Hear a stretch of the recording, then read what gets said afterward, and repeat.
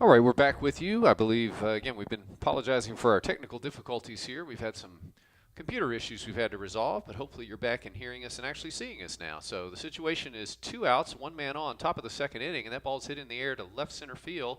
Houghton drifts over, and he's going to get it for the third out of the inning. So that'll retire the Zips in the top half of the second inning. There was no runs on no hits. They did strand another runner. Just to give you a quick recap of that inning, because I think you missed some of it with our video, the inning was begun with Reinhardt. He grounded out to second baseman Coppage. Haas was hit by a pitch, reached first base. Granger then was a strikeout victim, swinging strikeout from Cantola. And then you saw that fly ball out that KV was retired by center fielder Maddox Houghton. So we've played an inning and a half, and our score is Lipscomb 3 and Akron 0. Since we've been off the air, we'll give you a little bit of a recap. Again, if you're just joining in, on the mound for the Bisons is the right-hander sophomore Caleb Cantola, making his first Division I start today, and he's currently worked 2 innings, giving up only 1 hit and no runs, and he does have 3 strikeouts on the day. On the hill for the Zips is right-hander Connor Steinball, also a fifth-year senior. Steinball had a rough first inning as the Bisons plated 3 runs on 3 solo home runs. Those were hit by Maddox Houghton, Malik Williams, and Rudy Maxwell. And so the Bisons, after an inning and a half, are leading 3-0 over Akron. Opening day baseball action here at Ken Dugan Field, the campus of Lipscomb University in Nashville. As we mentioned, it's a chilly day out, 37 degrees at game time with a real field temperature of 31, but bright sunshine, and you can see the excitement on the players and coaches on both sides, and also with our crowd. So the Bisons will send to the plate 7, 8, 9 hitters, Bertolani, Borum, and Ketchup. And again, the junior catcher Chaz Bertolani will lead off. Bertolani, a fixture in the Bisons lineup. He's been a 3-year starter here, hit .269 last year, 1 homer and 28 RBIs. And Coach Forehand and staff excited that Bisons really have a pair of great catchers this year with Bertolani and Maxwell, so each will be able to get some rest, as Bertolani wound up catching almost every game last year down the stretch, which is a physical challenge at any level of the game. He takes a ball from Connor Steinball. We'll set the defense for you again in just a moment. First, the 1-0. That one's going to stay low and away, a ball and a strike. So for the Zips, Reinhardt's at third, Benson at short, Orgo at second, KV at first, Granger's in left, Arrivo in center, Schellenberger in right, Haas behind the plate, and Connor Steinball on the mound for his second inning of work here. Lipscomb leads 3-0. Here comes the 2-0, and that catches the corner. Actually, I've got it a ball and 2 strikes. Scoreboard has 2 balls and 1 strike, but I believe I've got 1 and 2. So we'll see which of us is correct here. Bertolani hits from a slightly open right-handed stance, and here's the pitch. Well, it looks like the scoreboard was right, because now it's 2-2. That was a fastball over the outside corner, and Steinball's been very effective when he's been able to locate that pitch. I think he got into trouble with those home runs, leaving it up a little bit over the meat of the plate. Bisons were able to take advantage. Here comes the 2-2. Swung on and hit, base hit into right field. Nice piece of hitting there by Bertolani. Didn't try to do too much with it. Just wanted to fight it off. It's a good pitch, off-speed pitch on the outside part of the plate. Bertolani's aboard. And that'll bring to the plate right fielder Tiger Borum. Borum, a sophomore. Made the all-conference team as a freshman last year. He's out of Jonesboro, Georgia. He's in right field today. And we'll see if the Bisons and Coach Forehand elect to play some small ball here. Borum, an excellent bunter, and Bertolani, an excellent base runner. Not bunting. He swings and hits this on the ground to second. Nice play by Wargo. His only play is going to be to first, and he gets him just in time. So nice play by Wargo. He had to range far to his left, and from his knees threw out the speedy Borum. That will advance Bertolani down to second, so it's almost the net effect of a sacrifice bunt as he hits behind the runner and moves him over. And that'll bring up Caleb Ketchup. Another new face in the Bisons lineup, redshirt freshman, transfer from the University of Georgia, gets to start at shortstop today. And he will get his first at-bat as a Bison with 1 out and Bertolani on at second. Breaking ball is going to be in the dirt. He checks his swing, and it'll be a ball and no strikes to Caleb Ketchup. Again, outfield is what I would call normal depth in left and right. Center fielder Arrivo's actually crept in a few steps. Infield in a fairly normal alignment, again with one out and a man on second. That's a breaking ball. It's going to be a strike. So a ball and a strike now on Caleb Ketchup. Top of the order, Maddox Houghton is waiting on deck for the Bisons.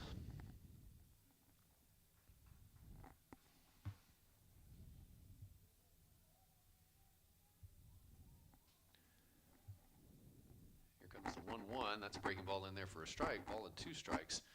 So Steinball last year had 7 appearances, all as a starter, 3 wins, 2 losses, 2.89 ERA, 37 1/3 innings, gave up 28 hits, 16 runs, 12 of which were earned, 1 walk and 39 strikeouts. An incredible strikeout to walk ratio from Connor Steinball. And here's the 1-2. That one's going to miss way outside, gets away from the catcher Haas. Bertolani's trying to advance, and he's able to as the throw goes to the foul side of third base, and so good throw. Might have had Bertolani there. I think that'll probably be a wild pitch that'll get him over. And the count now is 2-2 on Caleb Ketchup. So yeah, just an incredible stat line for Steinball last year with 39 strikeouts against 1 walk. That has to be probably the best in the country, I would guess. And a great sign that this young man really knows how to command the zone. Here's the 2-2, swung on and tapped foul down the third baseline. As looked like a breaking ball that Ketchup fought off.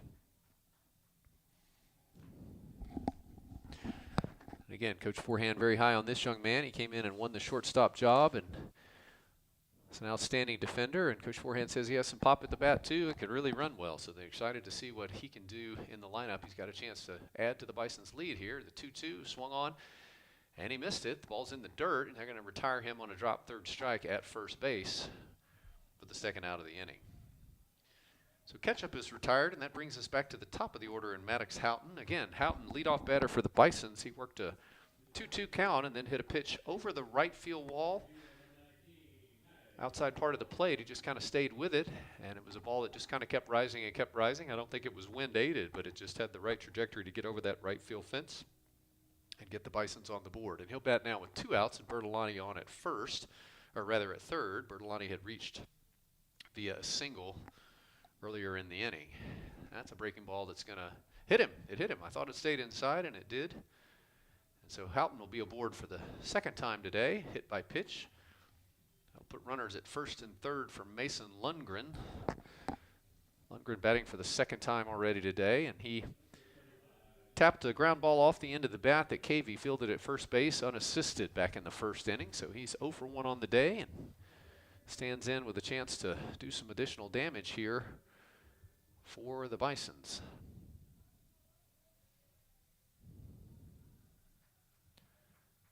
Steinball already up to 44 pitches here in the second inning. A long first inning, as we mentioned, a lot of extended at-bats, and that's a fastball off the plate.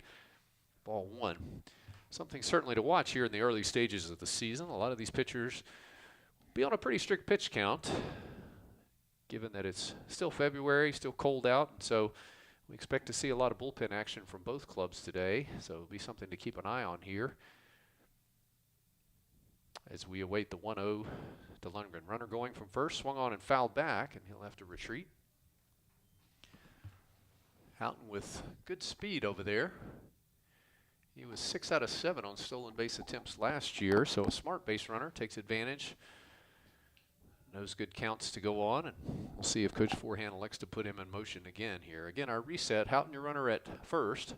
Jazz Bertolani, the runner at third. They're 2 outs. We're in the bottom of the second inning, and Lipscomb is leading Akron 3-0. Throw back to first. Houghton's going to get back in there safely.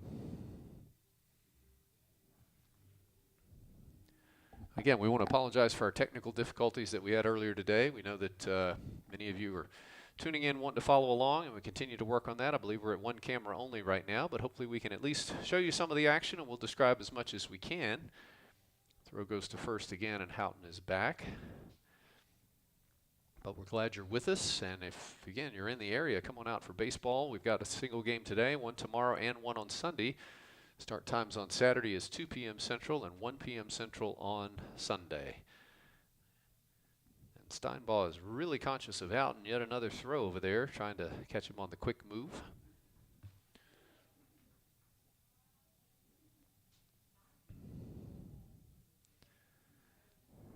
One ball and one strike is the count to Mason Lundgren, batting in the 2-hole today and serving as the DH for the Bison. And that one's going to get through and go all the way to the wall. And Bertolani's going to come around on a wild pitch to score. So 2 wild pitches in the inning now. The one that allowed Bertolani to get to third, and then that one that allows him to get home. A little bit of uncharacteristic wildness there from from Connor Steinbaugh. As we mentioned, only 1 walk last year in 7 appearances on the mound as a starter. And I'm sure the cold has something to do with it here today. Hard on all those pitchers to get a good grip on the baseball, but he's now 2 balls and 1 strike to Mason Lundgren, who will bat with Houghton, the runner, at second. And that breaking ball is going to stay high. 3 balls and 1 strike.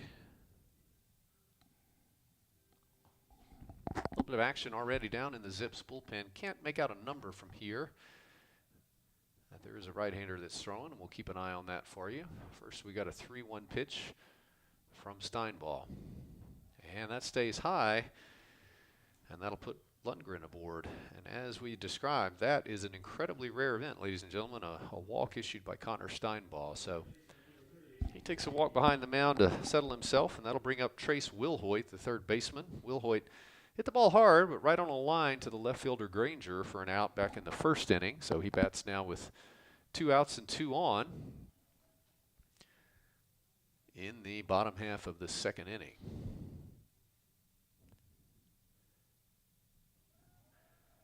That one stays downstairs as well. 1 ball, no strikes. And Steinbaugh laboring a little bit, getting command of that zone right now. He's really thrown the breaking ball effectively when he's kept it sort of starting it inside, almost like a backdoor breaking ball that comes in. And he's worked that fastball effectively on the outside part of the plate, but he's missed up on that pitch and obviously had a couple down in the dirt and he's trying to adjust for her. And that one's going to be in there for a strike, so that'll even the count at a ball and a strike. Looked like Wilhoit was taking all the way after seeing several straight balls come through.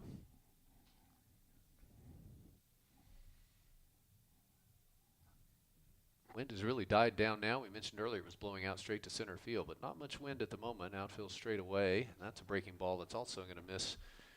2 balls and 1 strike to Wilhoit. Malik Williams waits on deck. He's got one of the 3 Bison home runs on the day. Again, 3 solo home runs the bottom half of the first for the Bisons. They're threatening again here with 1 run home and 2 more runners on base here in the second. They lead it 4-0 in the bottom of the second inning.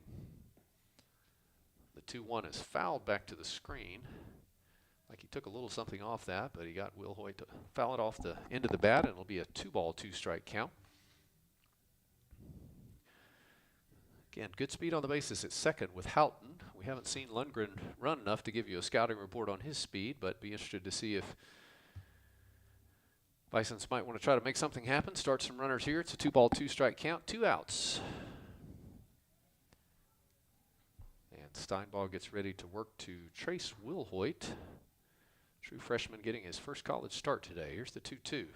That's going to just miss inside. Good location on that fastball, but it missed inside and in. So the runners will definitely be in motion here with a full count and 2 outs. Again, Houghton running at second, Lundgren running at first. Wilhoit batting the full count, 2 outs.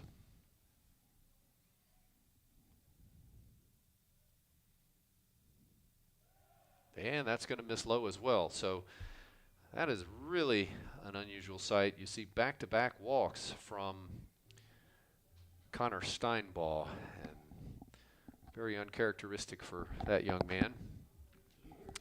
But it'll bring Malik Williams to the plate with the bases loaded.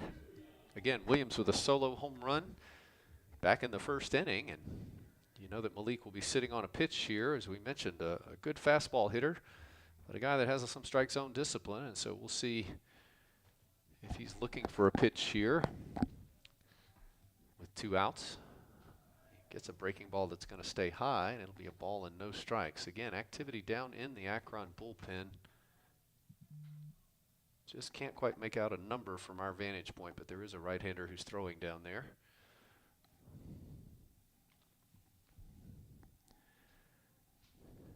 As Steinball up to 55 pitches here in the second inning. And the 1-0 swung on and hit on a line to second base. It's going to be gloved by Wargo for the third out of the inning. So Williams hit that off the end of the bat, and that'll end up stranding 3 runners. But the Bisons do strike for another run. There's only 1 hit in the inning. They strand 3. We've played 2 complete innings, and your score, Lipscomb 4, Akron 0. You're watching Lipscomb Bisons Baseball on YouTube Live.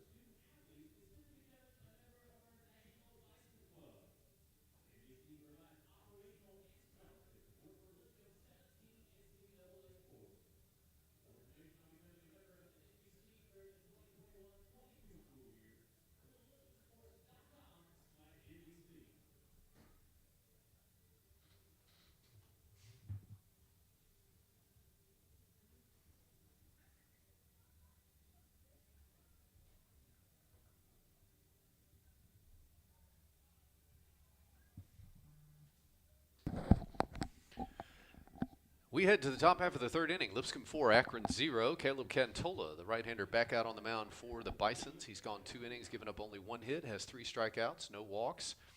He's thrown 22 pitches through the first 2 innings, and he'll face 9, 1, and 2 here for the Zips, starting with designated hitter Kato Hara. 4 runs, 4 hits, no errors for the Bisons. No runs, 1 hit, no errors for the Zips. First pitch is a fastball away, and Hara fouls it back to the screen for no balls and 1 strike.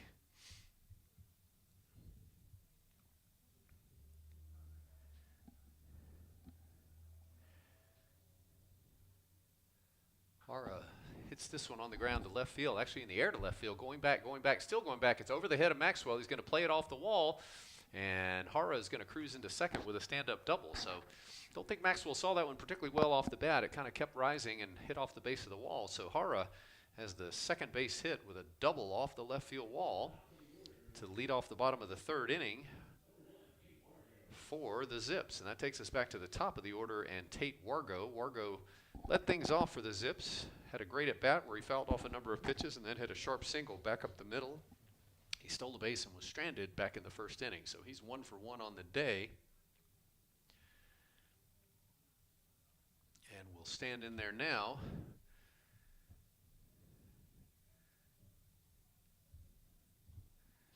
With a runner at second of Kato Hara.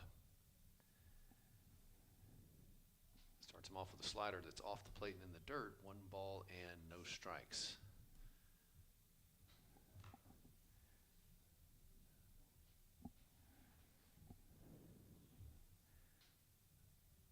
Wargo's a 5th-year player. Don't see any stats on him last year for the Zips, so I got to believe this is his first season. And he awaits the 1-0, and he takes a strike through there, 1 ball and 1 strike, showed bunt and then pulled back. The Zips with a number of new faces in their lineup as well. We mentioned the Bisons with 5 new faces in the batting lineup, and so a lot of new faces, including a couple of true freshmen starting today for Coach Chris Sabo and the Akron Zips. Here's the 1-1. That's an off-speed pitch that caught the inside corner and makes it a ball and 2 strikes. Again, Wargo showing bunt and then pulling back from it. I'm not sure that he really intended to lay that one down, but see how that Coach Sabo likes to play it here again. Nobody out, runner at second, top of the third inning, and Lipscomb leading 4-0. And we await a 1-2 pitch to Wargo. Swung on, hit in the air to right field. Borum's going to come in a couple of steps, lazy fly ball, and he feels it. Bluffing the tag from second is Hara, but he'll remain there. And there's 1 out in the inning. I'll bring up Cameron Benson. Benson was a strikeout victim back in the first inning. Benson, a true freshman, 6'3", 175 pounds, out of Farmington Hills, Michigan. So getting his first collegiate action today and getting a start at shortstop for this young man. And that's a slider that misses inside. 1 ball, no strikes. We mentioned that this is Cantola's first start at the Division I level as well. Cantola, a native of Monmouth, Oregon. He played at Central High School. Was the Oregon 5A Pitcher of the Year in high school and had a 25-4 record, 4-time academic All-Star as well. And that's hit hard in the air to right center field. That's going back. Borum looks up and off the wall. He's going to play it off the wall. Hara had to hold up to make sure it wasn't caught, and he's going to have to halt at third. But the Zips are in business as Benson hits it off the wall. So that ball was well hit. I thought it might get out of here. Hara had to hold up because it looked like Borum might catch it. And so he had to hold up, and as a result, he only made it to third base despite a ball that was hit off the wall. Borum was playing fairly deep, and Benson shows some pop from that left-hand side, and it's the second hit of the inning for the Zips, and they're in business now with runners at second and third and 1 out. And that'll bring up Nick Arrivo, the center fielder. He popped out to third baseman Trace Wilhoit back in the first inning.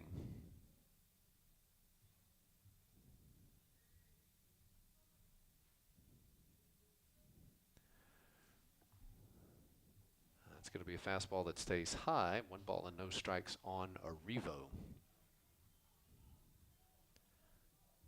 Again, no stats for Arrivo. That actually, let me correct that. Don't see any stats from last year for Arrivo, so his first year in the program. It's a 1 ball, no strike count, and that's a slider on the outside corner. Ball and a strike. Nice job framing there by Bertolani as he gets the call. Arrivo is a 5th-year player. He'd been at Akron College, also played at IMG Academy, where Coach Chris Sabo was a former coach prior to getting back into college coaching. It's a 1 ball, 1 strike count here. Runners on second and third, 1 out. And that's another slider that's going to stay down in the dirt. And it'll be 2 balls and 1 strikes on Nick Arrivo. Defensively for the Bisons, Maxwell in left, Houghton in center, Borum in right, Will Hoyt at third, Ketchup at short, Coppage at second, Williams at first, Bertolani behind the plate, and the right-hander Caleb Cantola is on the mound with a 2 ball, 1 strike count. Just off the plate with that slider, so he goes to 3 and 1 on Arrivo. Schellenbarger waits on deck for the Zips. Zips baseball program was actually disbanded, played in 2015, and then was dormant for a few years and restarted under Coach Chris Sabo in 2020. So 3rd season back with the program. And you know that Coach Sabo is a guy that knows baseball and will attract some talent to the program. Here comes the 3-1. That's hit in the air, foul towards first base. Malik Williams goes back a few steps, catches in foul territory, not deep enough to get the run to score. So a big second out there as Cantola gets Arrivo to pop out, and the runners have to hold. So 2 outs now, and that'll bring up right fielder Bryant Schellenbarger. He was a strikeout victim back in the first inning, 3 straight pitches. He'll bat now with 2 outs, runners at second and third.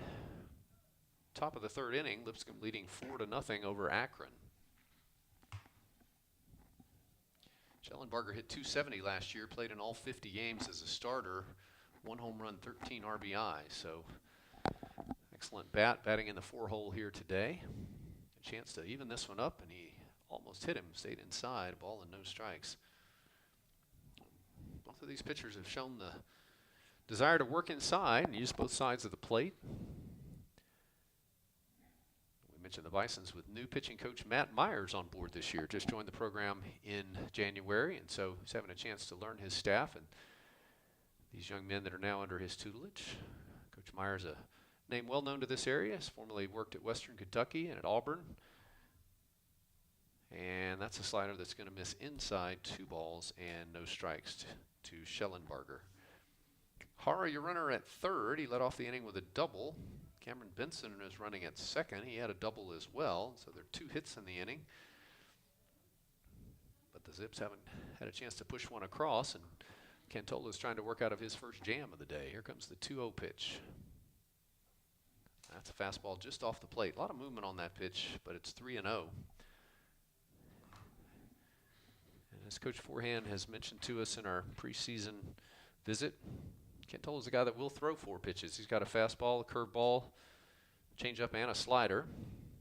And not afraid to throw any of them in any count. There's a fastball right through there in the automatic 3-1.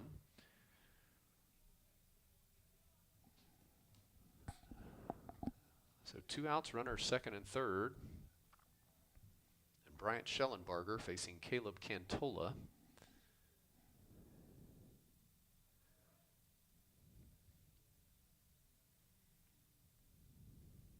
Swings and fouls that one back like a fastball on the outside corner. And that fastball is moving away. He's got some arm side run to it, it looks like, from our vantage point.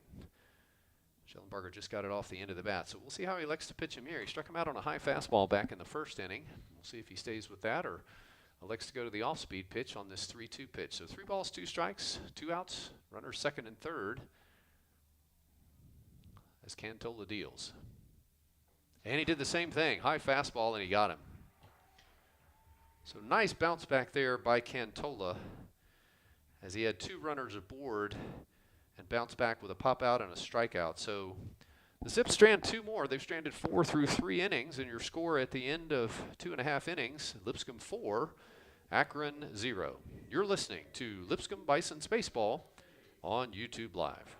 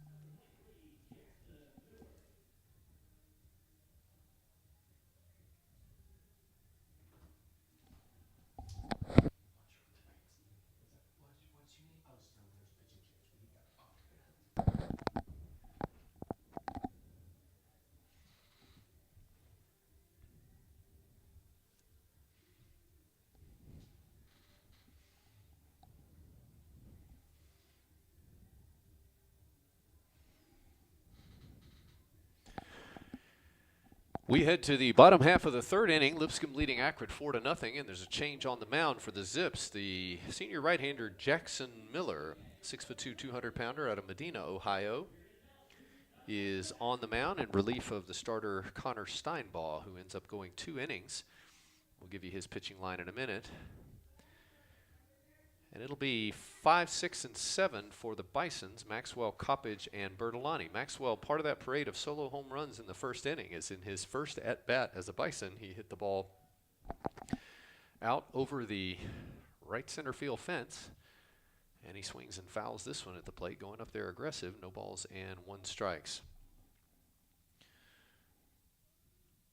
So Jackson Miller last year posted a 6.25 ERA. He had 12 appearances, starting 2, had a 0-1 record.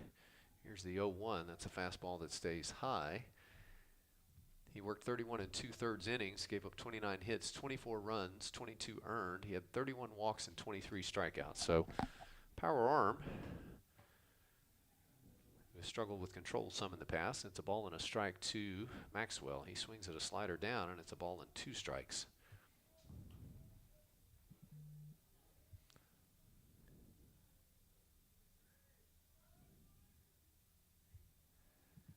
So 1 ball, 2 strikes, nobody on. Bottom half of the third inning, and that's a slider that stays inside. It'll be 2-2. You can close the book on the starter Connor Steinbaugh. He goes 2 innings, gives up 4 hits, 4 runs, all earned, 2 walks, 1 strikeout, and ended up with 57 pitches on the day. Here's the 2-2 to Maxwell. That's going to stay low, and that'll run the count full. 3 balls and 2 strikes. Again, Maxwell, graduate transfer from Duke. A native here of the Nashville area. Played his high school prep ball at Innsworth High School and played several seasons at Duke, and now is back to finish his career with the Bisons. Fouls that one off the end of the bat. Keep the count 3 balls and 2 strikes. He's playing left field today. He's also an outstanding defensive catcher. And Coach Forehand told us in our preseason meeting that he expects Maxwell to be in the lineup a lot, whether it be as catcher or as outfielder. He is a graduate student here at Lipscomb as he graduated with his Duke degree in December. And he swings and fouls that one into the dugout. Look out there. And he'll keep the count full. 3 balls and 2 strikes.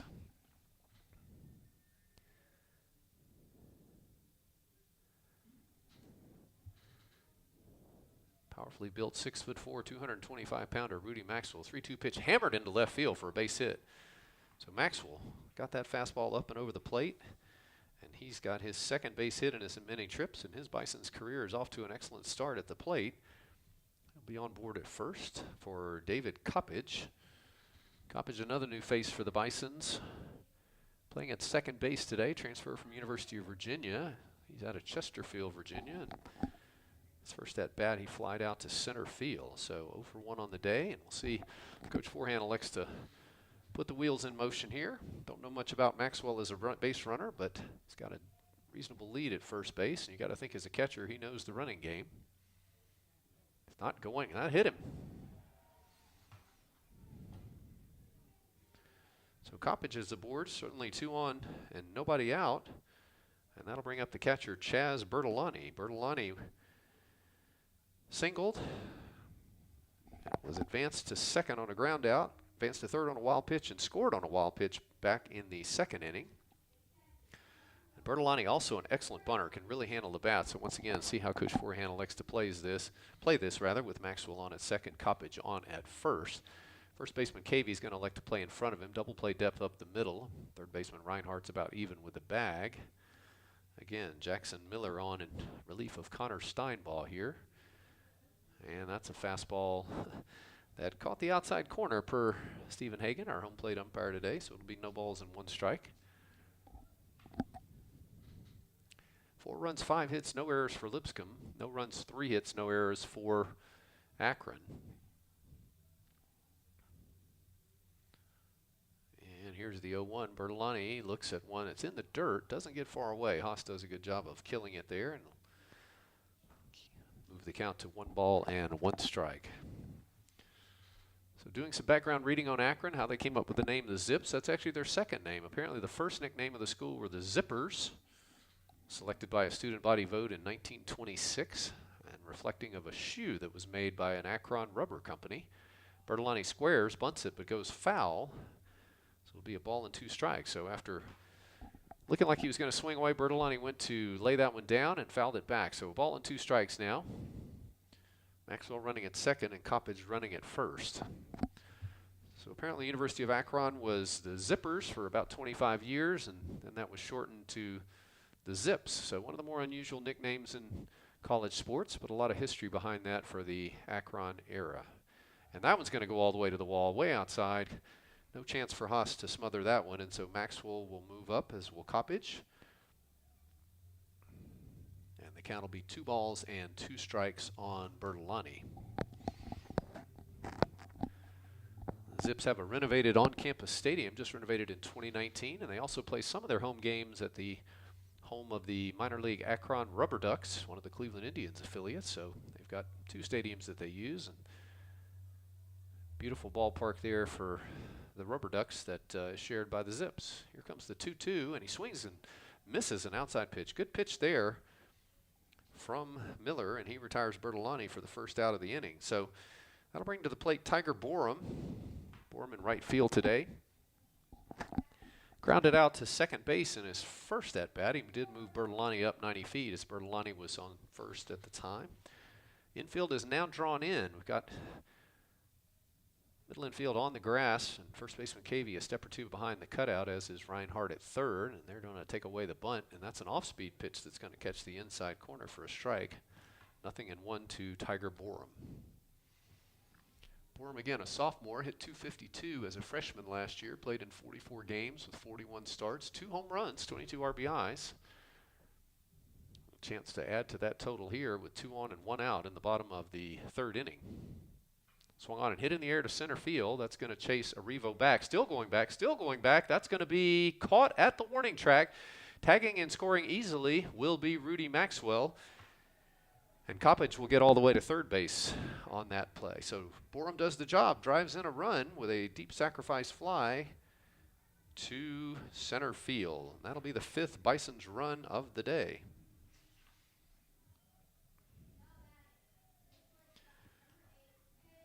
So 2 outs, runner at third, and that'll bring up shortstop Caleb Ketchup. Ketchup, the transfer freshman from the University of Georgia. Was a strikeout victim last inning, and he bats now with 2 outs, runner at third against Jackson Miller, working in his first inning of relief. And that's one that misses downstairs. 1 ball and no strikes. Top of the order, and Maddox Houghton waits on deck.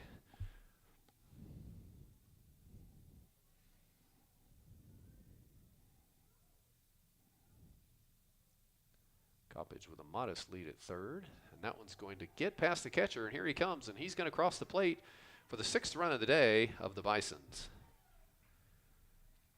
So Coppage got a board on a hit by pitch. He advanced to second on a wild pitch. He advanced to third on a sac fly, and then scores on a wild pitch. And that'll be the 2nd run of the inning for the Bisons.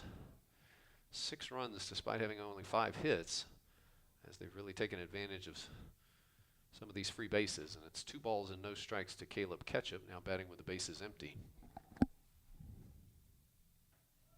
That one misses low and away. 3 balls, no strikes.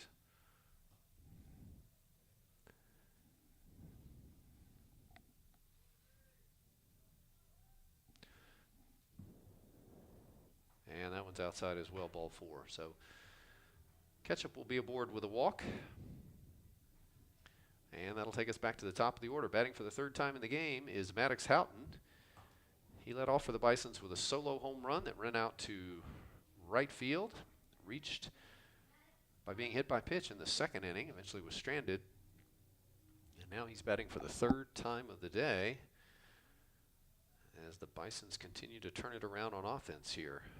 And throw back to first. Almost got away. Great play by Cavey to keep that one in front of him as they chase back Ketchup. Ketchup with really good speed. Certainly a risk to run at any time here. And they throw over again, respecting the speed that we believe Mr. Ketchup to have.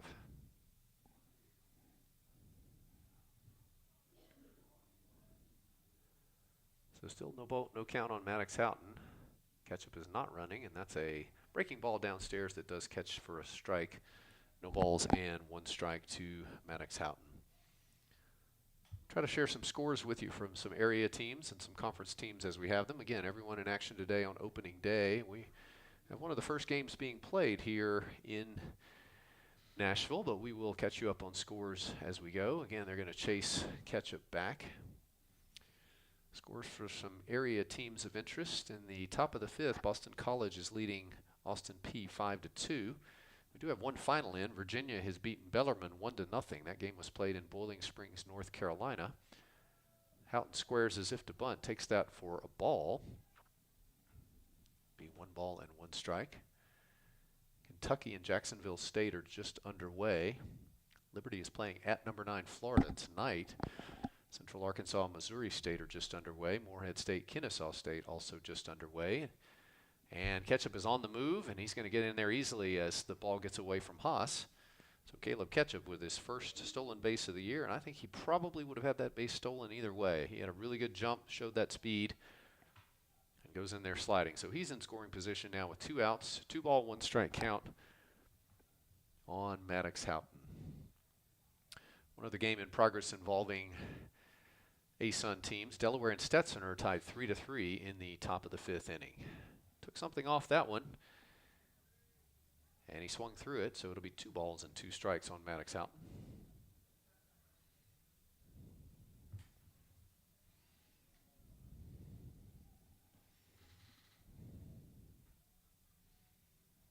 And here comes the 2-2. Just inside. And that will run the count full. So 3 balls, 2 strikes on Houghton. Mason Lundgren again waiting on deck.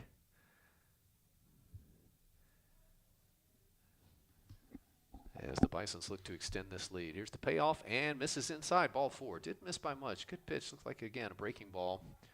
And Houghton is on board for the 3rd time today. So exactly what Coach Foran would want out of that leadoff spot. 3 at-bats, 3 times on base for Maddox Houghton. And that'll put runners first and second for Mason Lundgren, the designated hitter. He grounded out back in the 1st, reached on a walk in the 2nd, so he's got his 3rd at bat in 3 innings today.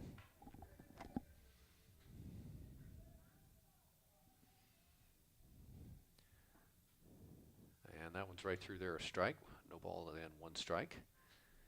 Trace Wilhoit waits on deck for the Bisons. Again, these same 2 teams tomorrow, 2 p.m. first pitch and 1 p.m. on Sunday. We invite you to come out and see some great college baseball as we get another season underway. And he swung through a breaking ball there. No balls and 2 strikes. Again, Miller has shown some really good stuff. When he's in the zone, he is really effective. He's got some good movement on his breaking ball. Got a really live arm, a lot of arm angles that he creates there. No ball, 2 strikes coming, and that's swung on and hit into right center field. It's going to be a base hit. Here comes Ketchup around to score, and they're going to wave Houghton. Houghton's going to come through, and the relay is not going to be in time. 2 more runs for the Bisons.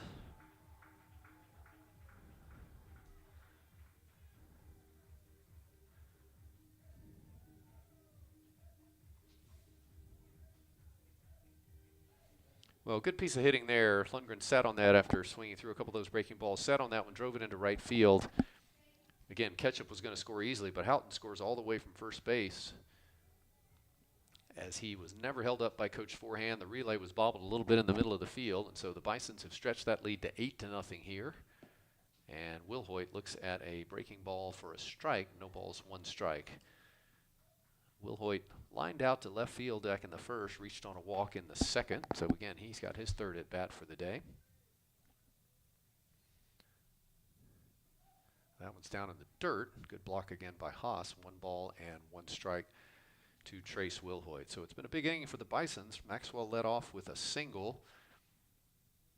Coppage hit by a pitch. Bertolani went down on strikes. Borum hit a sacrifice fly after the runners advanced on a wild pitch. Ketchup walked, and then a big base hit from Lundgren to store a couple after Maddox Houghton had walked, and that one's fouled and catches a piece of home plate umpire Stephen Hagan, and he's going to need a moment to recuperate from that. So we'll take a little pause. His colleagues are going to come in and check on him there. Bison's trainer Clint Woods is going to go out and check on him as well. So the count will be 1 ball and 2 strikes, 2 outs as we play here in the bottom of the 3rd inning. Lipscomb leading Akron 8-0.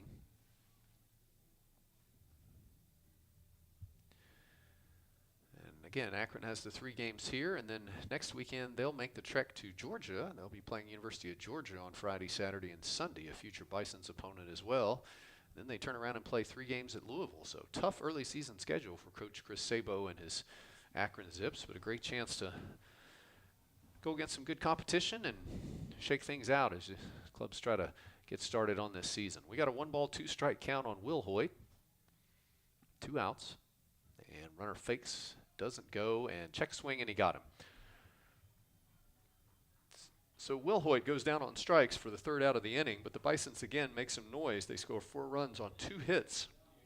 There's 1 man left on base. They've stranded 4. And we've played 3 full innings. Your score, Lipscomb 8, Akron 0. You're watching Lipscomb Bisons Baseball on YouTube Live.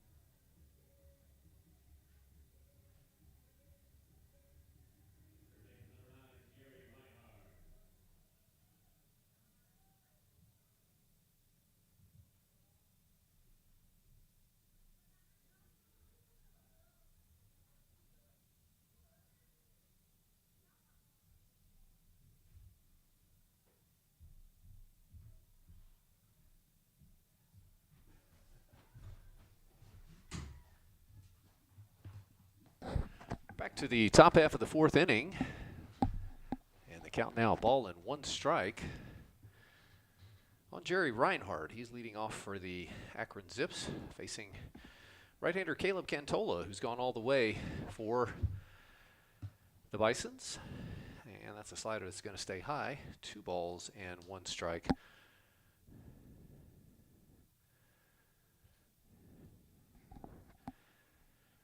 Top half inning number 4 here.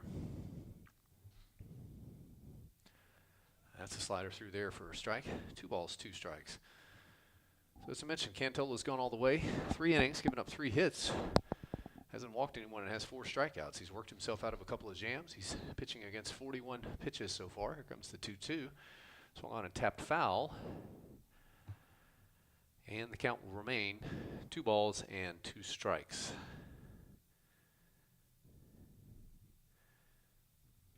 Seeing a little bit of stirring down towards the Bisons bullpen. Again, we expect all the pitchers to be on some pitch counts this weekend, early in the season, cold day. So we expect to see a lot of bullpen action already on our second arm for the Zips. And that's going to be a base hit into center field. Kind of hit it off the fists, but it got past Cantola and got past a diving Coppage at second. And so that'll make Reinhardt 1 for 2 on the day as he's aboard with a single to start off the 4th inning. That is the 4th hit of the day for the Zips, and it'll bring up catcher Jackson Haas. Haas reached after being hit by a pitch back in the 2nd inning. He's done a really nice job behind the plate. He's had to bounce around and block some balls in the dirt today, and he's earned his keep back there for Coach Chris Sabo and the Zips. And fastball is going to stay high. 1 ball, no strikes to Haas. The Bisons plated 3 runs in the bottom half of the 1st inning, 3 solo home runs. They added another in the 2nd and 4 runs in the 3rd, and so they lead it 8-0 on 6 hits. No errors for either team, and what's been a clean defensive game thus far. Here comes the 1-0 pitch to Jackson Haas. Almost hit him. Stayed inside with a slider there. 2 balls, no strikes. And that's going to bring out a visit from pitching coach Matt Myers to speak with his tall right-hander Caleb Cantola. So we mentioned the Zips in their schedule, going from here and then to Georgia next weekend, followed by Louisville. They also have a weekend series with Toledo, and then get into some conference action, Northern Illinois, Eastern Michigan, and Bowling Green. Later on the season, they've got a game with Georgia Tech that will be played in Akron at Canal Park, the home of the Akron Rubber Ducks that we mentioned earlier. So great season schedule ahead. A lot of good competition for Coach Sabo and his team. The Bisons start the 3-game series here with Akron and then host Western Kentucky on Tuesday. That'll be a 3 p.m. start, and it's Giving Day, where folks can make a donation, a charitable cause we'll say a little bit more about. There's another base hit into center field, and rounding second and heading to third and getting there easily is going to be Reinhardt. So the Zips have something going here in the top half of the 4th inning with back-to-back base hits from Reinhardt and Haas. 2 hits in the inning.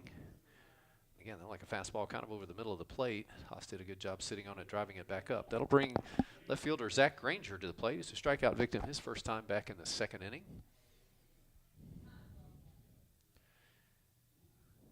Runners on the corners, 1 out. We'll see how Coach Sabo elects to play it. Double play depth up the middle for the Bisons. Will Hoyt's back at third base, and that's a slider that stays high. 1 ball, no strikes. We mentioned the Bisons hosting Western Kentucky on Tuesday. Next weekend they'll have Bradley in for a game on Friday and then Pittsburgh for games on Saturday, Sunday. The Bisons went up and played at Pittsburgh last year, and so the Panthers returned the favor this year here in Nashville. The 1-0 swung through the fastball there. 1 ball, 1 strike. Got a little bit of action down in the Bisons bullpen. That looks like senior left-hander Noah Thompson that's getting loose. Again, Cantola is right at 50 pitches right now as we play here in the 4th inning. 1 ball, 1 strike, the count to Eric Granger. or Zach Granger, correction. And he swung through a slider there, ball and 2 strikes. Cantola would love to get a strikeout here and put himself in a chance to get out of the inning with a swing of the bat. Again, Haas running at first, Reinhardt running at third.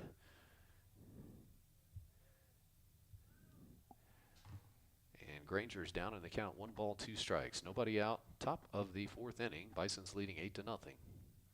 Swung on and hit in the air to center field. It's dropping.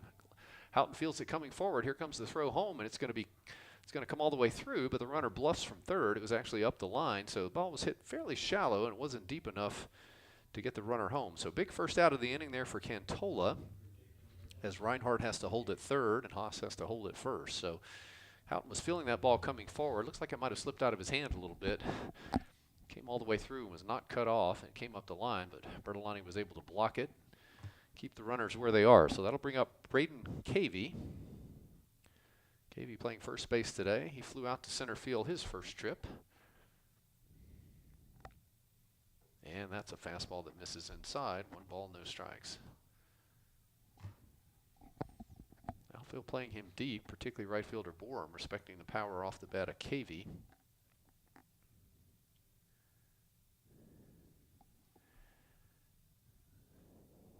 Here comes the 1-0. Off-speed pitch fooled him there. He got a ball and a strike.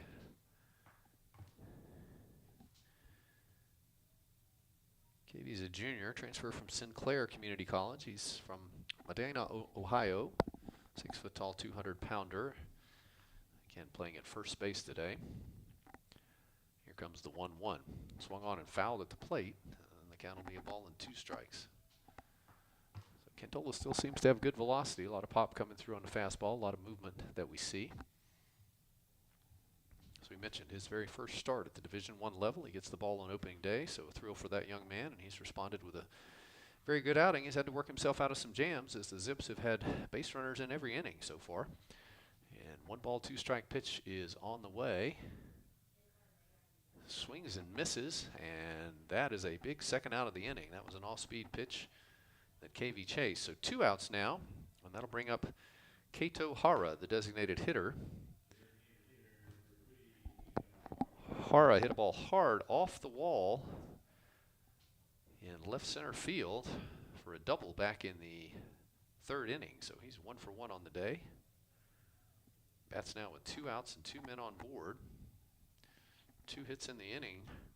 Back-to-back singles to lead off the inning, and Cantola trying to work around it here. That one stays high, and it'll be 1 ball and no strikes. Again, Hosher runner at first, Reinhardt running at second.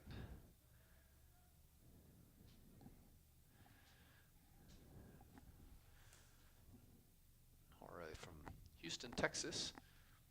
Junior has previously prepped at IMG Academy.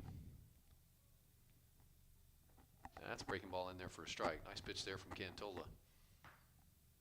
Evens the count at a ball and a strike.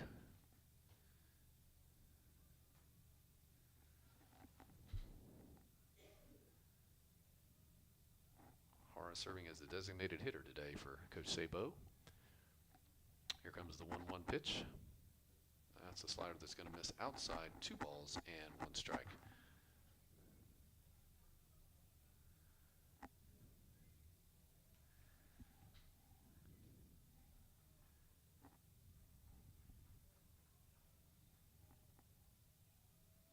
Not much of a lead at first base for Haas. I'd call it a conservative lead, but we see if he might try to sneak and get an extra base here. He stays put, and that's a slider in there for strike 2. Nice pitch there from Cantola. So 2 balls, 2 strikes. 2 on and 2 outs here. Top half of inning 4. Your score, Lipscomb 8 and Akron 0, as Caleb Cantola is trying to work out of a jam. As we mentioned, he's had base runners in every inning, but has managed to hang a 0 so far. And here comes the 2-2 to Hara. Just off the plate with the slider there. That'll run the count full. 3 balls, 2 strikes. So the runners will be in motion here. Ketchup is deep at short. This is Coppage at second, playing in pretty normal alignment. Third baseman Will Hoyt is back well behind the bag. Outfield is at normal depth. A little bit of depth in left field for Maxwell, respecting the fact that Hara showed some pop on that previous swing. Williams will hold the runner on at first, and he will be running here on a full count pitch with 2 outs. Taps it towards the mound. It's going to get past pitcher, and Coppage is going to flip to first, and not in time. So that was one off the end of the bat. Cantola elected to let it go by. Coppage came hard, and he fielded it in the glove and tossed it with his glove to first, but it was not in time to get Hara, who runs really well. And so Hara has a base hit and an RBI, and it's the first run of the day for Akron as Reinhardt crosses the plate, and Haas moves up to second base. The third base hit of the inning, 3 singles, and that'll have runners first and second now with Wargo, the top of the order, batting.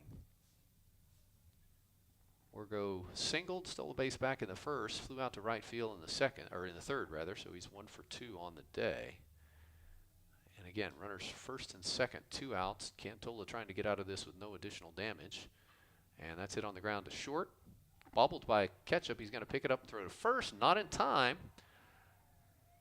I think they'll probably score that as an error. That ball was hit sharply, but a step or so to the right of Ketchup. And that has indeed been scored an error. So Wargo reaches on the error. And that will load the bases now as Haas moves over to third and Hara moves up to second. And that will bring Cameron Benson up to the plate. Benson, the shortstop. Strikeout victim in the first, doubled back in the third as he hit a ball hard off the right field wall. And he looks at a breaking ball for a strike. No balls, 1 strike. Benson should have had a couple RBIs potentially or an RBI at least on the ball he hit in the last inning, but base runner Hara had to hold up because they thought the ball might be caught, and so he wound up at third base as Benson cruised into second with a double. Here's the 0-1, again breaking ball downstairs, and he swings through it, and quickly Cantola's ahead, no balls and 2 strikes to Cameron Benson, the shortstop. Benson, a true freshman out of Farmington Hills, Michigan.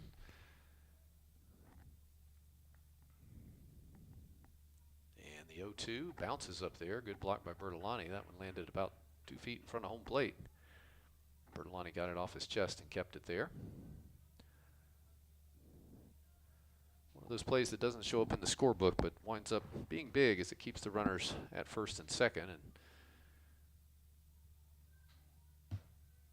gives the Bisons again a chance to end this threat here as the Zips already have 1 run home in this inning. They've had 3 base hits, and here comes the 1-2 pitch to Benson. Swung on and foul. That was way off the plate. He did a good job just spoiling that one. I think that would have been a ball, but didn't want to take a chance with 2 strikes. So the count will remain 1 ball and 2 strikes on Cameron Benson. Nick Arrivo waits on deck if Benson can extend the inning here. Top of the 4th, Lipscomb 8 and Akron 1.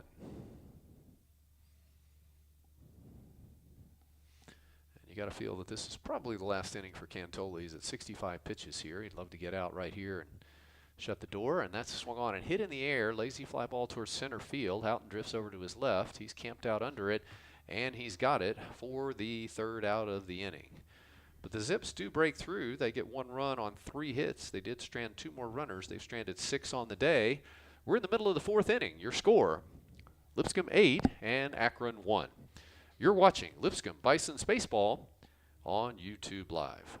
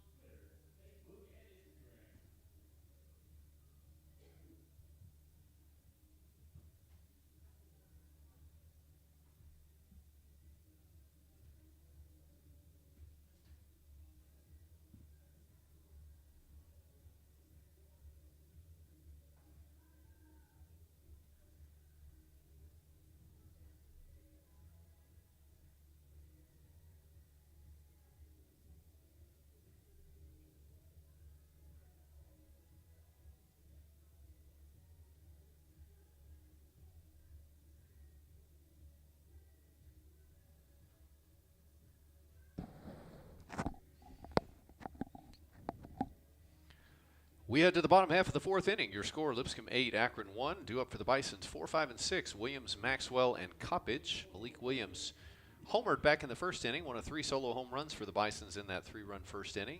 He lined out to second base in the second, and so he's batting for the 3rd time today. Looking at a 1-for-2 day, and he's facing the right-hander Jackson Miller back out for his second inning of work. He swings and fouls the first pitch out of play. No balls and 1 strike. And looks like Caleb Cantola is going to be done for the day. I see him going down to the bullpen to stretch. So as we mentioned earlier, some activity in the Bisons bullpen, and we'll see who they turn it over to. But an excellent first start for Caleb Cantola, his first time on the hill in Division I, and he goes 4 innings, gives up 1 run, 6 hits, pitched himself out of some tough spots. It's a ball inside for a ball and a strike on Malik Williams.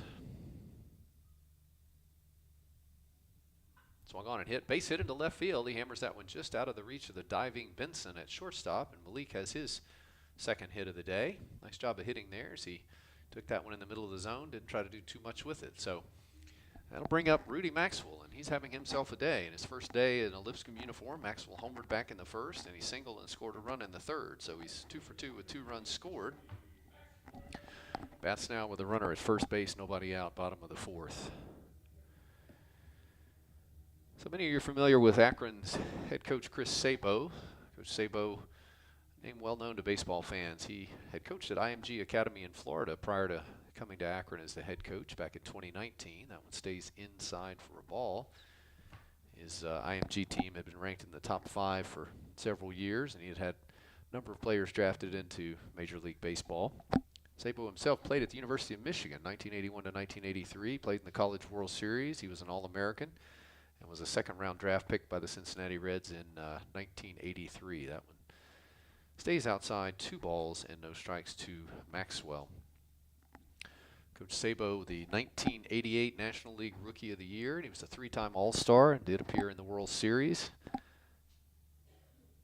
He's a member of the Cincinnati Reds Hall of Fame. That's fouled off, 2 balls and 1 strike. And after he quit playing, Coach Sabo was a hitting coach and an infield instructor with the Reds, and then he also became an assistant at Xavier, University of Michigan, and University of Cincinnati. So first head coaching job here in Akron, and an incredibly distinguished baseball career and a great baseball man, Chris Sabo. Here's the 2-1, swung on and hit in the air towards center field. Arrivo's going back, still going back towards the wall, makes a running catch there. Nice play by Arrivo. Maxwell hit that well, but he's going to be retired for the first time of the day, and Williams will retreat back to first base.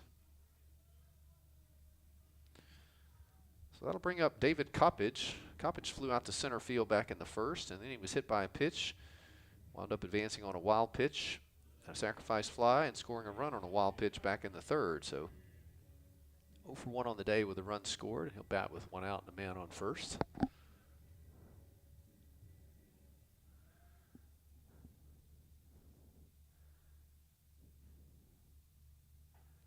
That one stays high for a ball to David Coppage.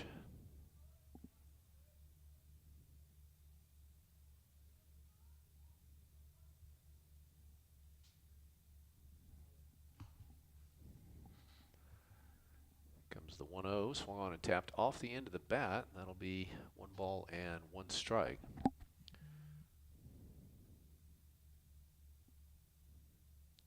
So Jackson Miller, classified as a junior, played his freshman season at Lake Erie College, pitched 22 innings, had 21 strikeouts. Did not play as a sophomore. Again, he's out of Highland High School in Medina, Ohio. I'm not quite sure the pronunciation on that, so we'll let you guys decide. That one's downstairs, 2 balls and 1 strike to Coppage. His father was a college baseball player, and he is a 2-way player that can pitch as well as play a position here for Coach Sabo. They're going to throw over to first, and Malik Williams is back easily.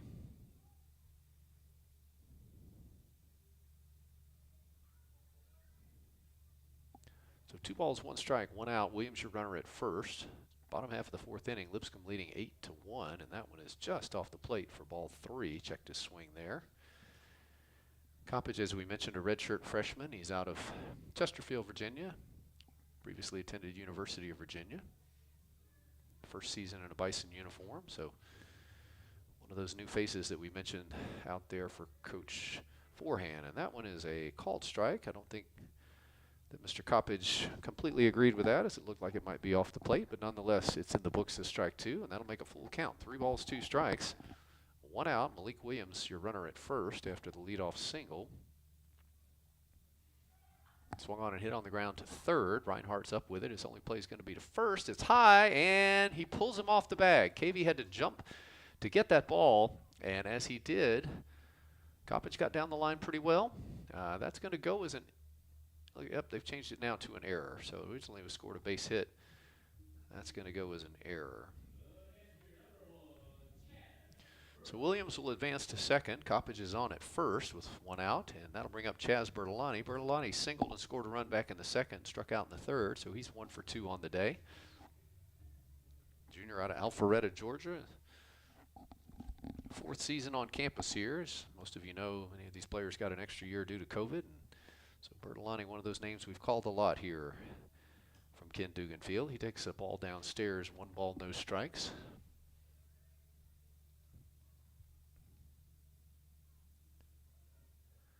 Bertolani came in and started 31 games as a freshman.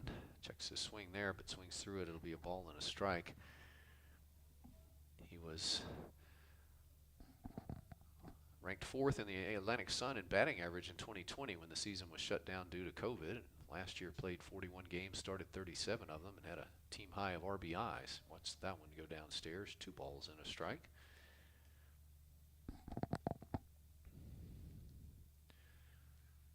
He was 4th in the ASUN for runners caught stealing from the defensive catching position last year. Had a .987 fielding percentage, so an outstanding defensive catcher, but also a tough out at the plate. And the 2-1 he swings through there. It'll be 2 balls and 2 strikes on Chaz Bertolani. Tiger Borum waits on deck. Again, Williams running at second, Coppage running at first. 1 out. Bottom of the 4th, Lipscomb leading 8-1. Here comes the 2-2. Way outside there. 3 balls, 2 strikes. 8 runs, 7 hits, and 1 error for the Bisons. 1 run, 6 hits, and 1 error for the Zips. A lot of base hits so far this season.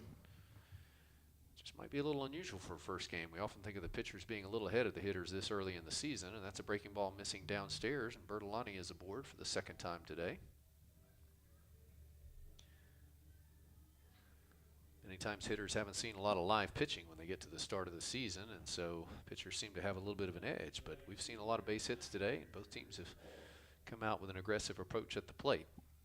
Tiger Borum's going to stand in now with bases loaded. Borum grounded out back in the 2nd. He hit a sacrifice fly, got an RBI in the 3rd. So 0 for 1 with an RBI on the day, and bases are full of Bisons with 1 out. He swings and fouls one right back to the screen, went right after that fastball and had himself a hack at it.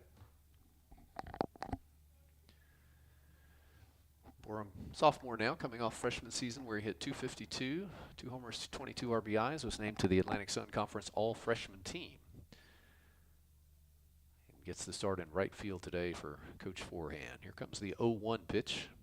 Swung on and hit in the air to left field. That's going to chase Granger back, and tagging at third is Williams. He's going to score easily, and advancing to third and tagged. Oh, no, we dropped the ball.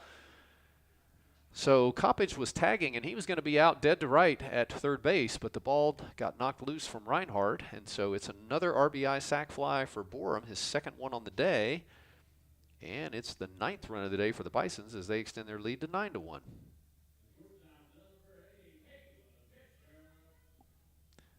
Bertolani held up at first, but Coppage was able to go to second, and there are 2 outs now in the inning. I do believe that Coppage would have been the 3rd out had that ball been held, but he was able to knock it free. So Caleb Ketchup bats now with 2 outs, runners on the corners.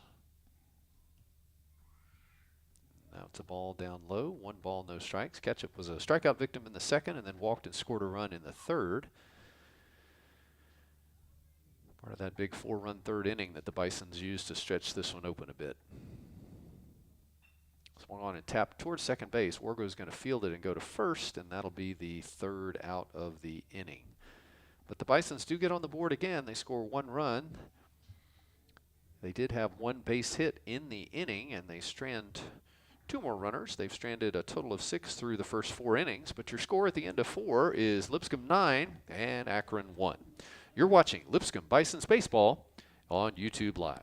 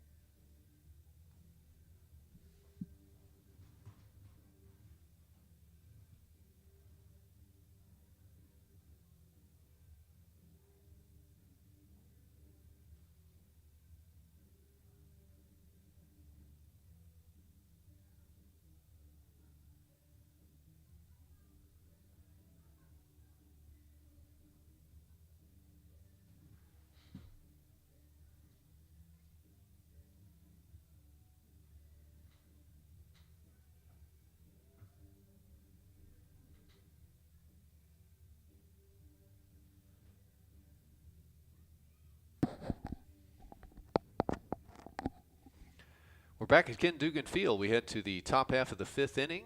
Lipscomb leading Akron 9-1. We've had a pitching change. On the mound now is the senior left-hander Noah Thompson, 6-foot-tall, 209-pounder out of Louisville, Kentucky. Thompson on in relief of Caleb Cantola, who went the first 4 innings for the Bisons. We'll give you his numbers in just a moment, and he will face 3-4-5 for the Zips, Arrivo, Schellenberger, and Reinhardt. And that ball's hit in the air to center field. Houghton's going to drift back a step or two, and 1 pitch and 1 out for Noah Thompson. Revo's 0 for 3 on the day. He's popped out to third, popped out to first, and now lined out to center. And that'll bring up Bryant Schellenberger. He's been a strikeout victim his first 2 times. So closing the book on Cantola, he goes 4 innings. He gives up 6 hits, 1 run, 1 earned, no walks, and 5 strikeouts. So an excellent first start in purple and gold for Caleb Cantola, and that's a fastball that will stay high. Noah Thompson, a name very familiar to Bison fans. If you followed the program, that's in there for a strike, 1 ball and 1 strike. He is a redshirt senior. His first year was all the way back in 2017-2018 season when he was selected to the Atlantic Sun All-Freshman team. And that one hit the bat, but apparently is going to be ruled a well, I'm not sure how they're going to rule that. Looks like they've called it a ball. I thought that it hit the bat and it was going to be ruled a strike, but it looks like they're going to rule that a ball. 2 balls and 1 strike. It was on the inside half of the plate. Schellenberger tried to check his swing, and I thought it nicked the bat, but nonetheless, he swings at that one now, and that's a strike.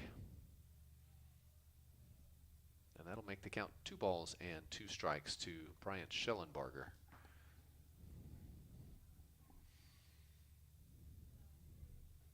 Breaking pitch is going to stay high, run the count full. So again, Thompson selected to the ASUN All-Freshman team in 2018. He also was a starter in 2019, pitched 80 innings in that season, 55 strikeouts, 40 walks. And he's got a strikeout here as Schellenberger goes down for the 3rd time today and the 2nd out of the inning. So 2 quick outs for Noah Thompson, and that'll bring up Jerry Reinhardt, 3rd baseman, who is grounded out and singled, so 1 for 2 on the day. Thompson was injured back in 2020, didn't play, and started last year, appeared in 5 games and started 2 on the mound, but Also suffered an injury that ended his season, and so he did not complete the type of workload he's had. So really haven't seen a lot of Noah in the last 2 seasons. Good to see him back out, and he's got a 1-ball, 1-strike count now to Jerry Reinhardt. Coach Forehand and the coaching staff very high on Noah Thompson. Said he's got starter stuff and a starter's mentality, and they expect to see him in a lot of ball games this spring for the Bisons, as they're really excited to have his arm available. A power left-hander who likes to go right at guys and work quickly, as you can see. 2-ball, 1-strike count, and that's a fastball that's swung through. Thompson's fastball tends to have some arm side run to it, so it's going to run away from a right-handed hitter and towards a left-handed hitter. And he's got a 2-ball, 2-strike count on Reinhardt. And he struck him out. So 2 strikeouts in the inning for Noah Thompson, who comes in right where he left off back in his 2019 campaign. No runs, no hits, and no errors for the Zips in the top half of the 5th inning. We've played 4.5. Your score, Lipscomb 9, Akron 1. You're watching Lipscomb Bisons Baseball on YouTube Live.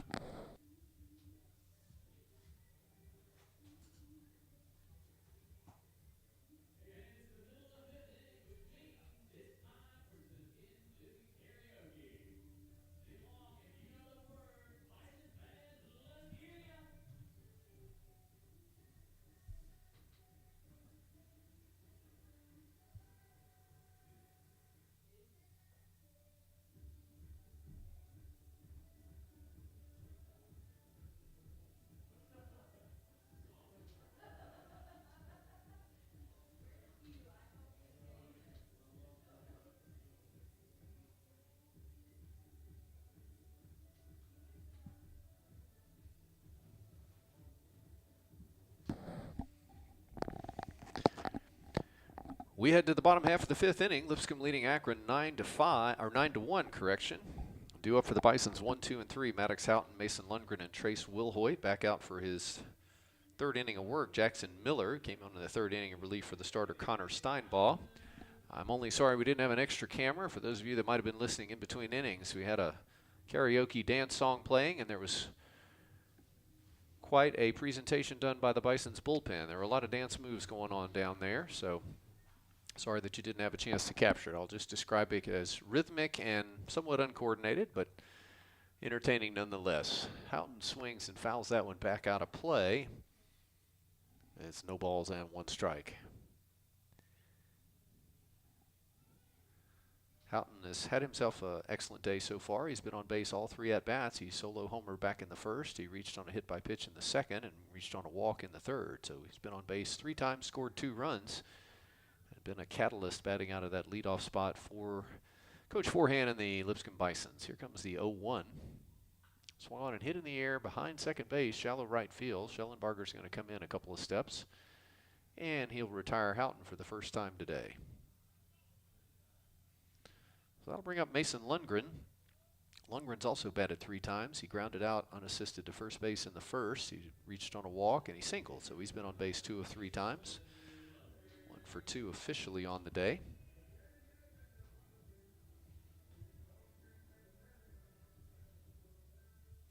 Sophomore out of Salina, Kansas.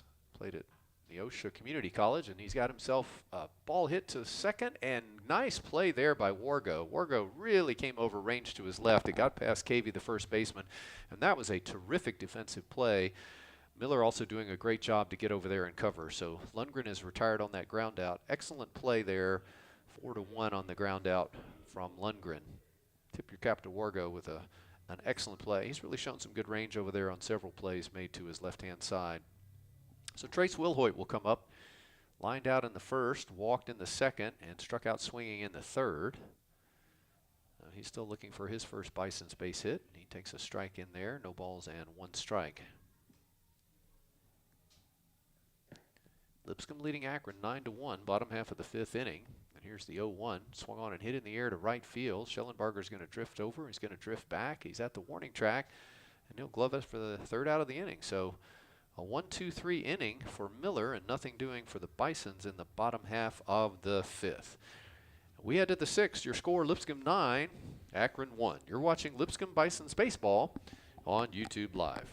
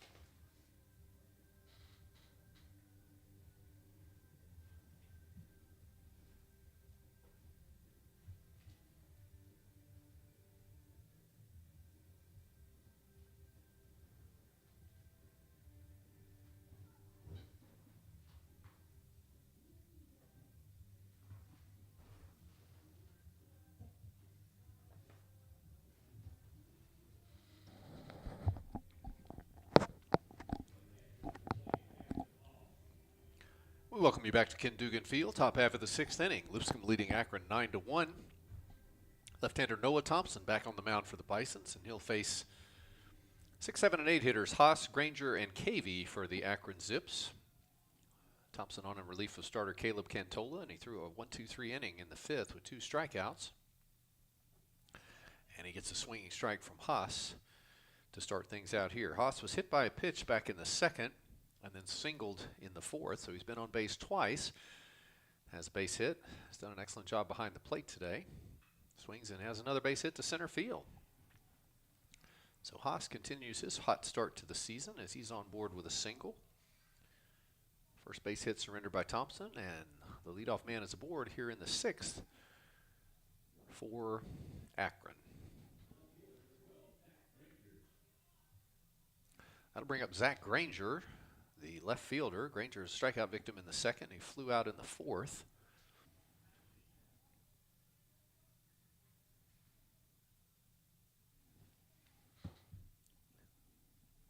And he checks his swing, but he did go. It was a breaking ball that he couldn't lay off of, and so it's 0-1 to Zach Granger.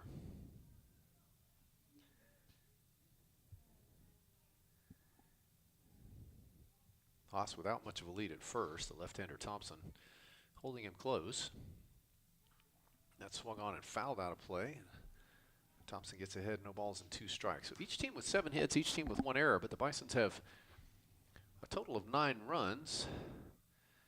And a lot of that courtesy of freebies. Total of 4 wild pitches and 5 walks surrendered by the Akron pitching staff. And the Bisons have capitalized on that today, as well as those 3 solo home runs. Here comes the 0-2 pitch. Swung on and hit foul. It's going to get out of play. Bertolani's going to give it a look, but it's going to make the seats. And the count will remain no balls and 2 strikes. An excellent crowd on hand for opening day here. Lots of Lipscomb fans in attendance. A number of fans who made the journey from Akron as well. And so we invite you to join us. As we mentioned, we've got 2 more ball games this weekend. We've got a 2 p.m. start on Saturday and a 1 p.m. start on Sunday. Love to see you come out and catch some exciting college baseball between these 2 programs. I think the weather's supposed to get a little better for us tomorrow, and even better than that on Sunday as far as temperature. That's hammered to left field. That's going to get down the left field line past Maxwell. Rounding second, and on his way to third is Haas, and going into second with a double is Zach Granger. Granger jumped all over that one, hit it all the way down the left field line. Maxwell with a long way to run. 2 hits in the inning and 2 aboard, and the Zips are making some noise here in the 6th inning.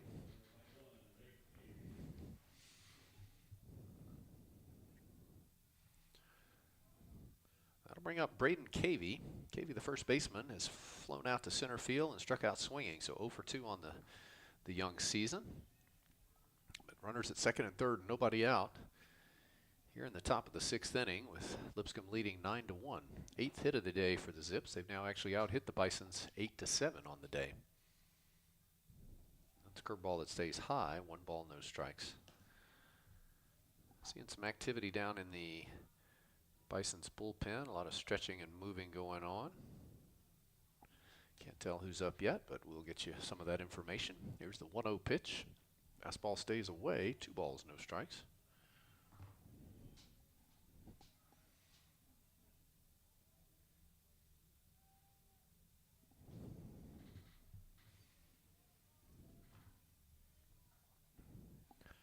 So the Zips are threatening here, top half of the 6th inning. 2 on, nobody out, and a 2-0 count. And that's swung on and hit high in the air. It's going to be behind home plate. Bertolani comes back near the screen, and he's going to catch it there for the first out.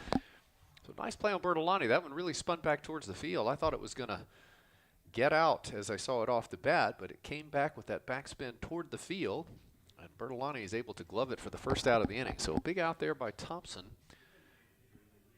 as he gets Cavey to pop out to the catcher, and that'll bring up Kato Hara, who's been red hot on the day. 2 base hits and 2 trips, including a double off the wall and a single. So Hara has a chance to do some damage now with 2 men on. He takes on the outside corner, strike 1. There's that fastball running away from him that we talked about. Thompson with really good arm side movement. That ball slices away. Looks like side armor Gavin Grubbs is throwing down in the bullpen for the Bisons. Swung on and hit in the air towards center field. That's going to be deep enough to get the run home. Houghton's over to glove it. Tagging at third is Haas. He's going to come in. The throw's going to go towards third, and it'll be the second run of the day for the Zips. So RBI sac fly for Cantola, who stays hot on the day. Again, Granger held up at second. Second out of the inning, so the Bisons at this point lead 9-2. They'll probably trade outs for those runs, and that'll bring the top of the order in Tate Wargo. Wargo singled and stole a base back in the first, flew out to center in the third, and then reached on an error in the fourth. So 1 for 3 on the day. That's with the runner at second and 2 outs. Noah Thompson comes in, starts him off with a pitch that stays high, 1 ball and no strikes. So 2 hits in the inning and 1 run home.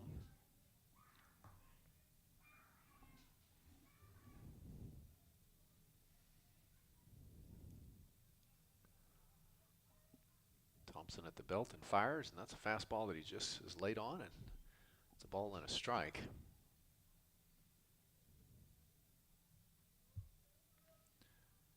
So again, we mentioned we'll keep you updated on some scores from around the area and teams from the Atlantic Sun. Crosstown Belmont's underway with Toledo, no score in the first inning. Here comes the 1-1 pitch, fastball off the plate, 2 balls and 1 strike. Miami of Ohio is leading Tennessee Martin 2-1 in the 4th inning. We mentioned that earlier today, Bellarmine lost to Virginia 1-0 in a game played in Boiling Springs, North Carolina. And he swings through something, took something off there. It looked like it's 2-2 on Wargo. Boston College leading Austin Peay 8-2 in the bottom of the 7th. Kentucky is leading Jacksonville State 4-2 in the bottom of the 3rd. Tennessee, Georgia Southern, no score in the top of the 4th. Here comes the 2-2 pitch. Swing and a miss, and he got him.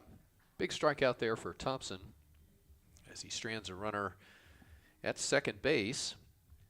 That'll be 7 runners stranded on the day for the Zips, but they do pick up 1 run on 2 hits in the inning. And your new score after 5.5, Lipscomb 9, Akron 2. You're watching Lipscomb Bisons Baseball on YouTube Live.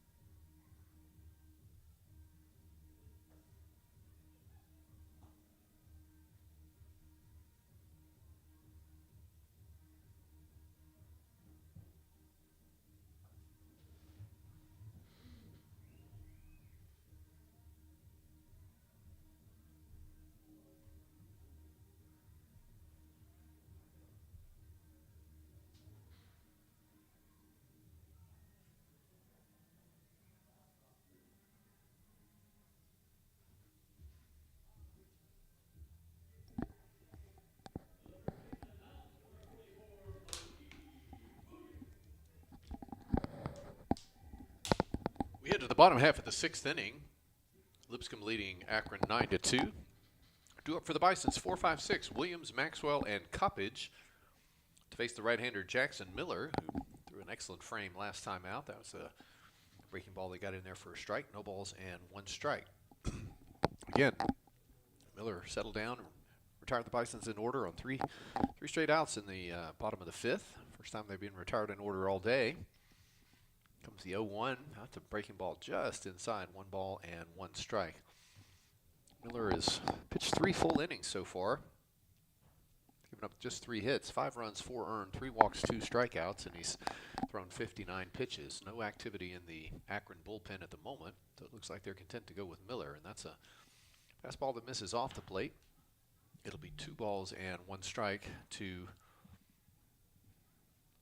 Malik Williams. Williams with a solo home run back in the 1st inning, one of 3 Bisons homers in that inning.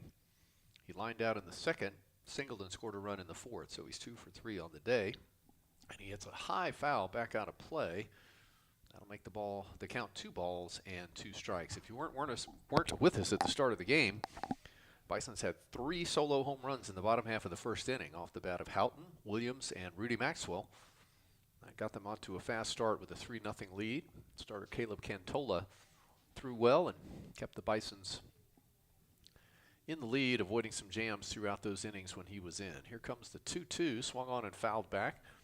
One of the features of that first inning when Malik Williams was batting is that he did just what you saw there. He got to a 2-strike count and fouled off 8 straight pitches before he hit that solo home run. So Williams, as we talked about, a really disciplined hitter, knows the strike zone, and has become a very effective 2-strike hitter. And he swings and hits this one high in the air on the infield. Looks like the third baseman Reinhardt's going to call for it, and he makes the play. It almost got away from him a bit there. But Williams is retired for the first out of the inning. And that'll bring up Rudy Maxwell. And Maxwell, as we mentioned, solo home run in the first.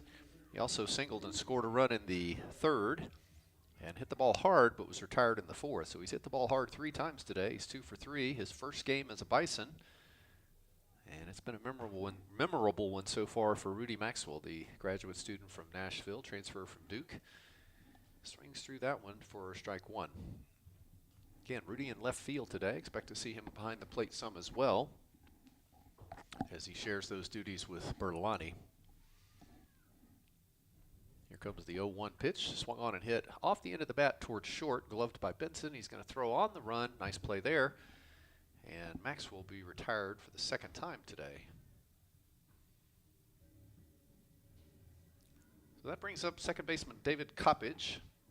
He flew out in the first. He was hit by a pitch and scored a run in the third. Reached on an error in the fourth, so he's been on base twice. Still looking for his first base hit in a Bisons uniform. Redshirt freshman transfer from University of Virginia.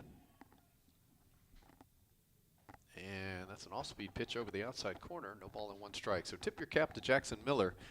He's come on and really settled down after struggling with his control early.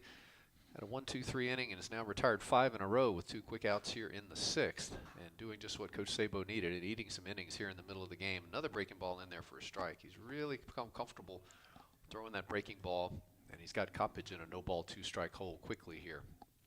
Bertolani, the catcher, would be next as he waits on deck if Coppage can extend the inning. And a little excuse me swing there. Goes off the end of the bat. And that'll keep the count. No balls, 2 strikes. Base is empty. Playing in the bottom half of the 6th inning. Lipscomb leading 9-2 over Akron. And this one's tapped on the ground towards Wargo at second. He's going to field it and flip to first.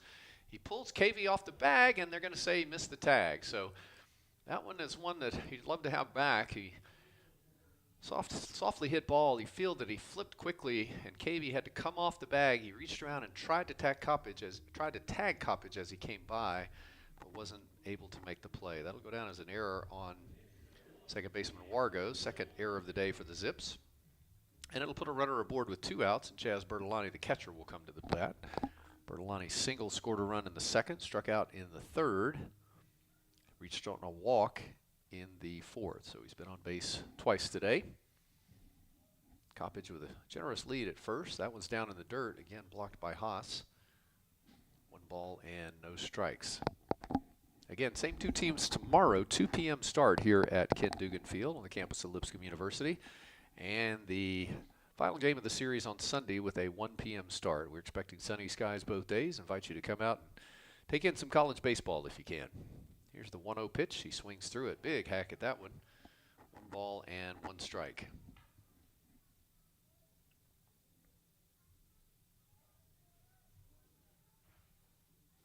Again, the Bisons will be back in action on Tuesday at a 3 p.m. home game against Western Kentucky. And home next weekend, Friday, Saturday, and Sunday, with Bradley and Pittsburgh coming to town. 2 balls and 1 strike. It's a big 7-game home stand to start the season before the Bisons play a pair of midweek games in Murfreesboro at MTSU and against Belmont, and then they'll host Northern Illinois. So lots of home games here at the start of the season for the Bisons. Runner is going, and it's hit up the middle and a base hit, and Lundgren is going to round second, or Coppage rather, and is going to go to third, and so Bertolani moves him all the way to third. So running on the play was Coppage, and a nice piece of hitting there, Bertolani, just guiding it up the middle. He's got another base hit, his second on the day, and the Bisons are threatening again with runners on the corners and 2 outs. That's going to bring up Tiger Borum. Borum has got 2 sacrifice flies with 2 RBIs on the day. He's also grounded out. So he's 0 for 1, but has a couple of RBIs. And he's got a chance to do some more damage. Runners on the corners here with Bertolani at first, Coppage at third, and 2 outs in the inning. Jackson Miller would like to hold it right here. He got 2 quick outs before the error extended the inning. That's it on the ground to second. Wargo's going to field this one, and he's going to flip to first. And he will indeed end the inning. So the Bisons strand a pair. They've now stranded a total of 8 runners on the day. No runs in the inning, although they do get the 1 base hit. And we've played 6 full innings, and your score, Lipscomb 9, Akron 2. You're watching Lipscomb Bisons Baseball on YouTube Live.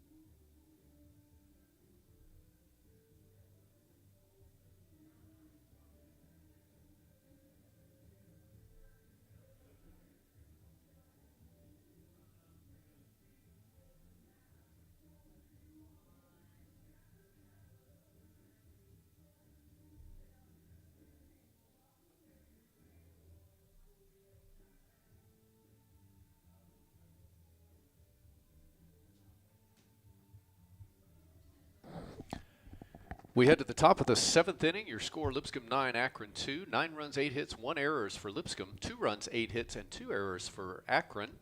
Noah Thompson is back out, 3rd inning of work. He came on in the 5th in relief of the starter Caleb Cantola, and he faces 2-3-4 here in the order for Akron, starting with shortstop Cameron Benson. And that's hit foul and out of play. Quickly, no balls and 1 strike. Benson struck out in the first, doubled off the wall in the 3rd, and flew out to center in the 4th. True freshman looks at a strike on the outside corner, no balls, 2 strikes. Breaking pitch that took something off there, and he's got him in a hole, no balls and 2 strikes. Again, 3rd inning of work here for Thompson. That's a fastball that's going to stay high, 1 ball and 2 strikes. And he's thrown 2 innings, given up 2 hits, 1 run, 1 earned, no walks, and 3 strikeouts. And working off 28 pitches. Very efficient outing here for Noah Thompson. That's a breaking ball that's going to go outside. 2 balls and 2 strikes. Still seeing a little bit of scurrying about down in the Bison's bullpen, but no one is actively throwing, and that's a curveball that stays high, and that'll run the count full on Benson. Arrivo waits on deck.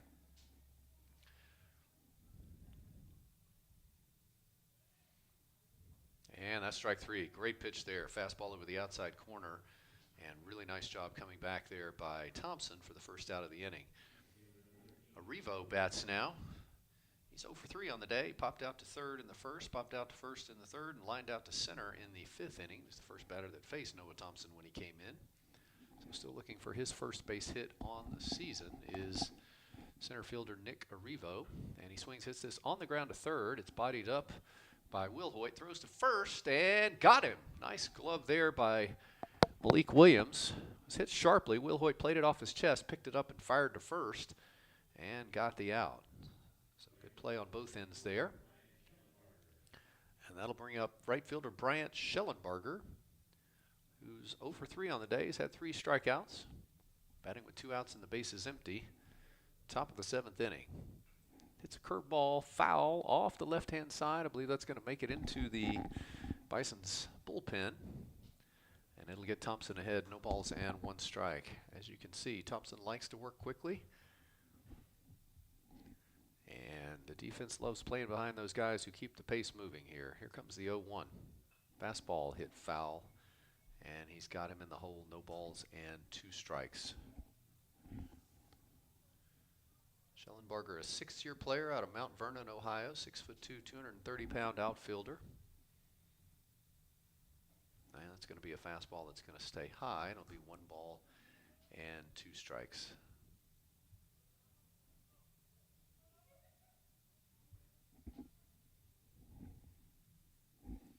Here comes the 1-2 off the plate, ball two. Last year, Schellenbarger hit .270, started all 50 games, had one home run and 13 RBIs.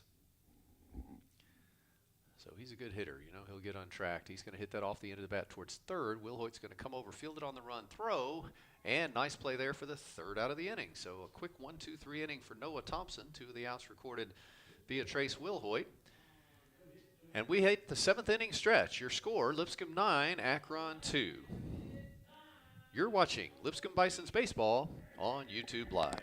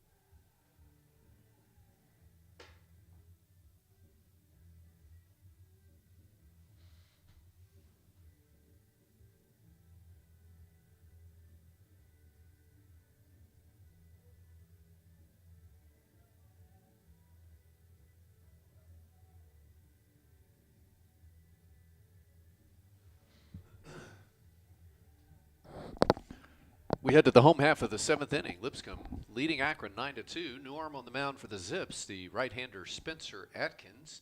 He's a sophomore, 6'2", 200-pounder out of Sylvania, Ohio. And he'll face 9-1-2 for the Bisons. Ketchup, Houghton, and Lundgren as we go to the bottom half of the seventh inning.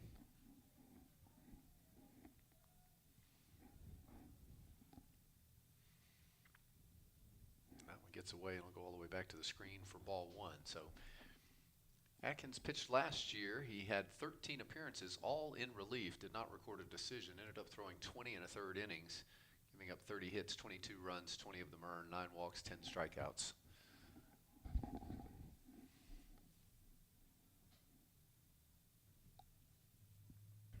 And that one stays inside as well. 2 balls, no strikes. We'll give you the final line here on Jackson Miller in just a moment as he came on and pitched well in his 4 innings. Here comes the 2-0 to Ketchup. That's going to miss downstairs. 3 balls, no strikes. So the final line on Miller's 4 innings pitched, 4 hits, 5 runs, 4 earned, 3 walks, 2 strikeouts. But I think most impressively, he came back and had a 1-2-3 inning in the 5th. And then worked out of a jam in the 6th and kept a scoreless inning. So while he struggled in his first inning he came back and finished strong, and it's something to build on for Jackson Miller, who threw well. And he turns it over now to Spencer Atkins. And it's a 3-ball, no strike count on Caleb Ketchup. Ketchup still looking for his first Bisons hit. He struck out in the second, walked in the third, and grounded out in the fourth. And taking all the way, and he'll take ball 4. So he's on base for the second time today with a walk. The Bisons have their leadoff man aboard.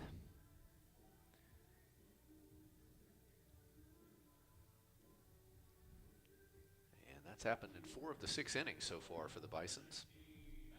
And we'll turn over back to the top of the lineup and Maddox Houghton. And Maddox is one of those who led off the bottom of the first inning with a solo home run, a shot to right field. He reached on a hit by pitch in the second. He also reached on a walk in the third, flew out in the fifth. So he's been on base twice, scored 2 runs today. Big lead at first there for Ketchup, and that one is going to be in there for a strike. No balls and 1 strike.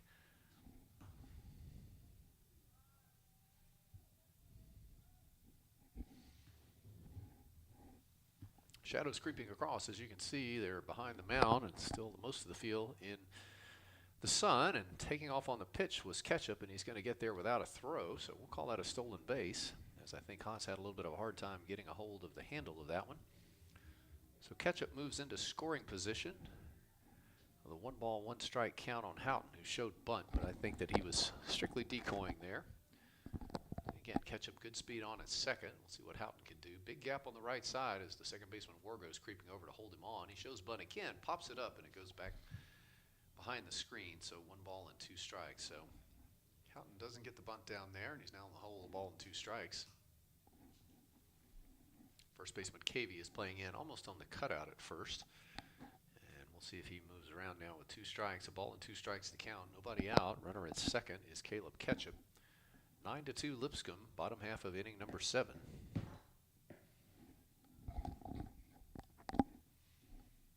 And a pickoff attempt, and it's going to be gloved by Wargo, but Ketchup is able to get back. We mentioned that Wargo is shading him over there. We mentioned the shadows behind the mound. The lights are on here, but again, most of the field still in sunshine.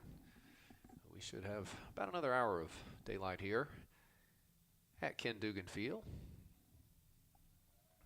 Houghton will await the 1-2 pitch from Atkins. Way outside, 2-2.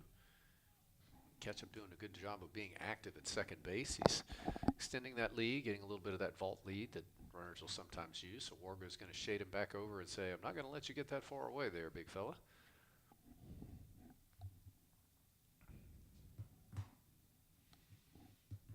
Here comes the 2-2 to Maddox Houghton.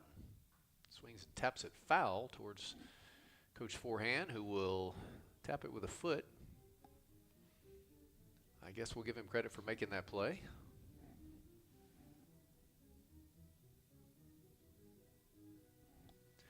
So the count remains 2 balls, 2 strikes. Nobody out. Ketchup your runner at second.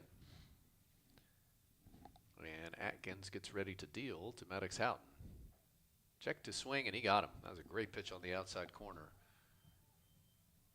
And Houghton is retired for the first out of the inning. That'll bring up Mason Lundgren, the designated hitter. Lundgren has grounded out, walked, singled, and grounded out. So 1 for 3 on his first day in a Bisons uniform. Does have a couple of RBIs on the day. He's working as the designated hitter today for the Bisons.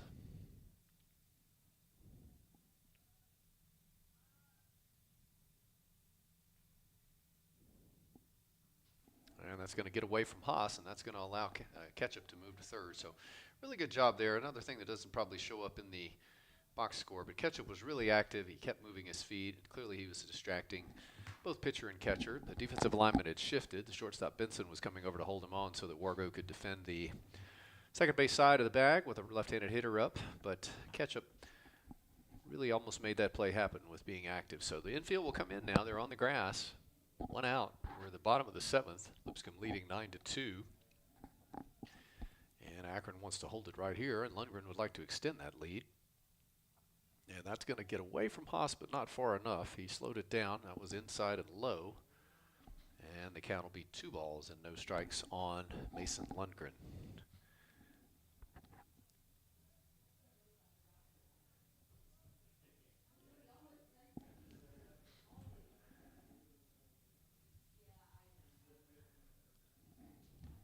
So 2 balls, no strikes, 1 out. Caleb Ketchup running at third with good speed. Mason Lundgren has got a 2 ball, no strike count. That's going to miss inside as well. 3-0 here. Trace Wilhoit waits on deck.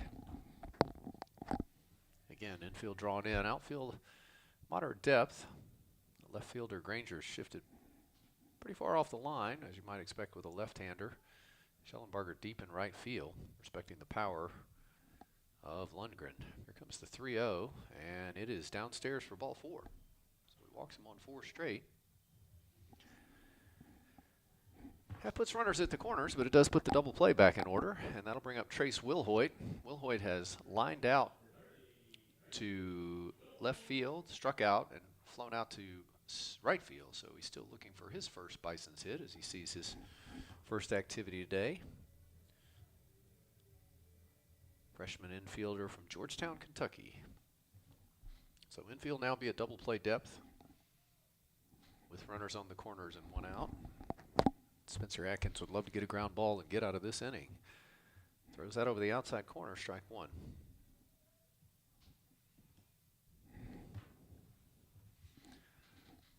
Activity down in the Bisons bullpen now. Looks like Tyler Legier, freshman, is side armor, is throwing. Here comes the 0-1. Same spot. Great pitch. 0-2. Who's really attacking that outside corner is Spencer Atkins, and he's got Wilhoit down in the count. No balls and 2 strikes with 1 out and runners on the corners. Bottom half of inning number 7. Lipscomb 9. Akron 2.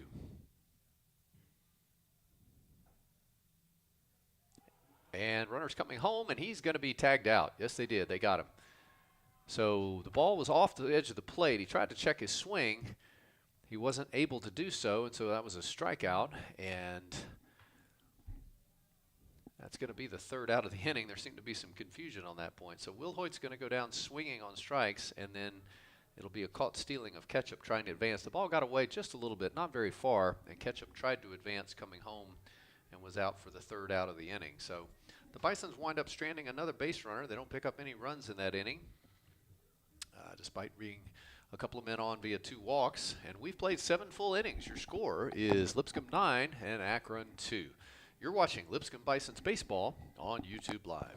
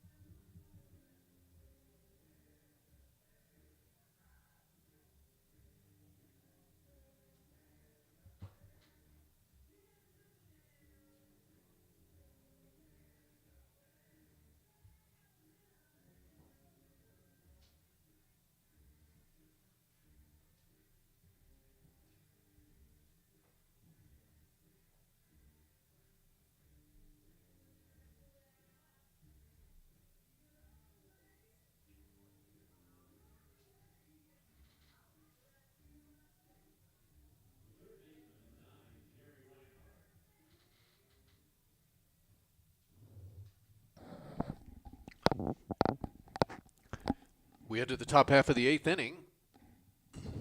9-2, Lipscomb leading Akron, and Noah Thompson back out. His 4th inning of work, and he delivers a pitch that is fouled back by Jerry Reinhardt.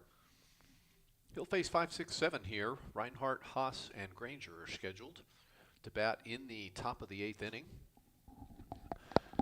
Again, 9 runs, 8 hits, 1 error for Lipscomb.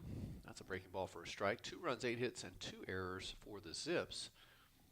So each team with 8 hits, but the Bisons have capitalized on some of those errors, some walks and some pass balls and wild pitches to Stretch lead to 9-2, and it's an 0-2 count, and that's fouled out of play.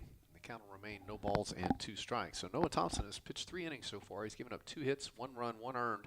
Hasn't walked anybody and struck out 4. And I know one of the things that will please Coach Matt Myers is Bisons have not walked anybody on the day on the pitching staff, and that will keep you in the ball game. That's fouled out of play. No balls and 2 strikes. Between Thompson and Cantola, 9 strikeouts, no walks. And that'll be a point of emphasis and a point of pride, I think, for the Bison's pitching staff today. Here comes the 0-2, and he took something off and got him, fooled him badly, and that's another strikeout for Thompson. He's now got 5 strikeouts on the day, and Reinhardt is retired. And that'll bring up the catcher, Jackson Haas. Haas was hit by a pitch in the 2nd. He reached on a single in the 4th, and he singled again in the 6th. So he's been on base every time today, and has had 2 base hits and 2 trips. So Mr. Haas is off to a terrific start on the season. He looks at a curveball inside for ball 1.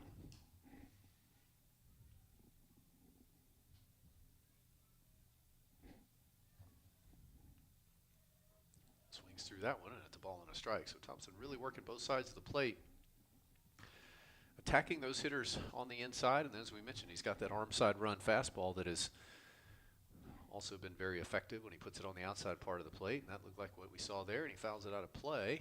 And the count will go to a ball and 2 strikes on Haas. It's like Gavin Grubb's throwing lightly down in the Bison's bullpen, but Noah Thompson really in command right now. He's got a 1-2 count, and that's inside. That'll be 2-2. Again, top of the 8th inning, Lipscomb 9, Akron 2. We appreciate you joining us here for baseball action from Ken Dugan Field on the campus of Lipscomb University. The 2-2s hit right back up the middle for another base hit. So Haas stays red hot. Outstanding day for the senior catcher, Jackson Haas, as he now has his 3rd base hit on the day. And you got to tip your cap to him. He's worked really hard back there. He's caught a lot of pitches. He's had to block a lot of pitches. But he's gone up to the plate and has 3 base hits in 3 official trips, and also been hit by a pitch and on base 4 times. So a great day for Jackson Haas. Well, that'll bring up Zach Granger, the left fielder. He struck out swinging in the 2nd, flew out in the 4th, doubled back in the 6th. He'll bat with 1 out and the runner on first. And that'll miss downstairs for ball 1. Couple updated scores around the area. Belmont leading Toledo 1-0 in the bottom of the 2nd. Boston College beating Austin P 8-2 in the top of the 9th. That one's going to stay downstairs for ball 2. Jacksonville State has taken a 6-4 lead over Kentucky in the bottom of the 4th. Tennessee leading Georgia Southern 4-0 in the bottom of the 5th.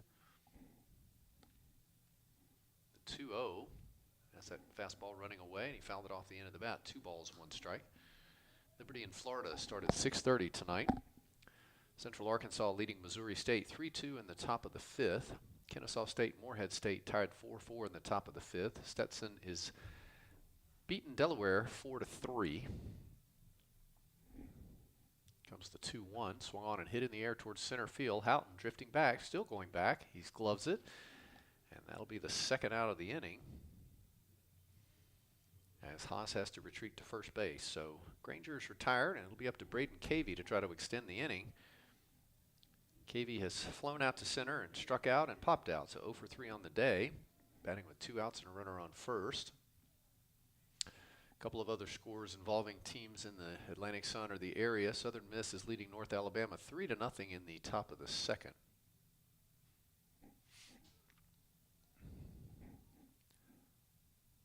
Thompson starts him with a fastball over the outside corner, strike 1.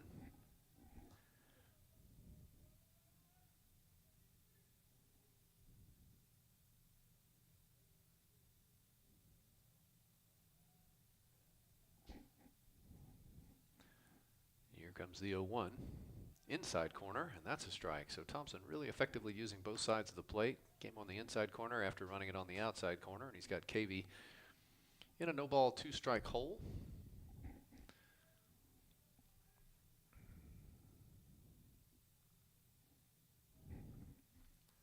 With 2 outs. And he swings through a curveball there.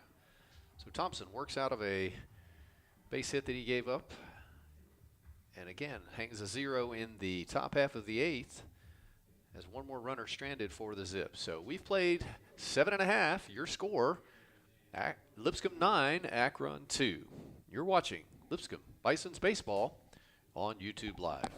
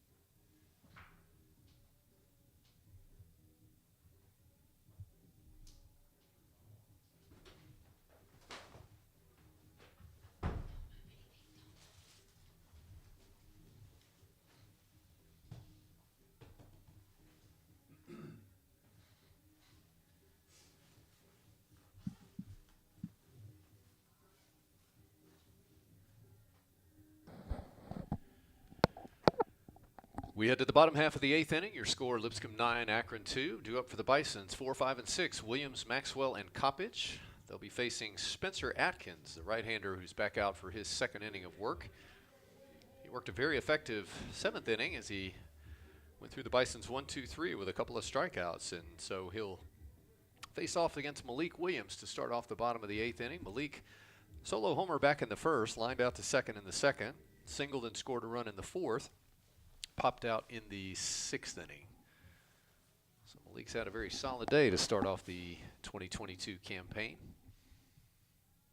2 hits, 2 runs scored, and an RBI.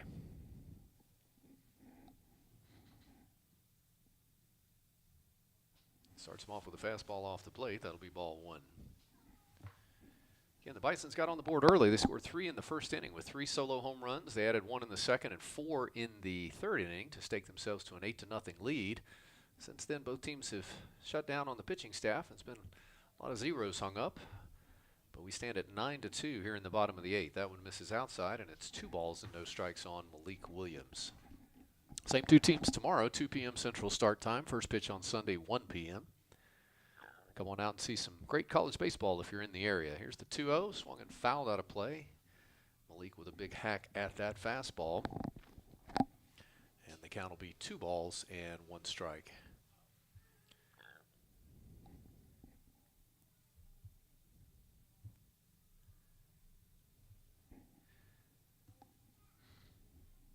Outfield straight away and deep.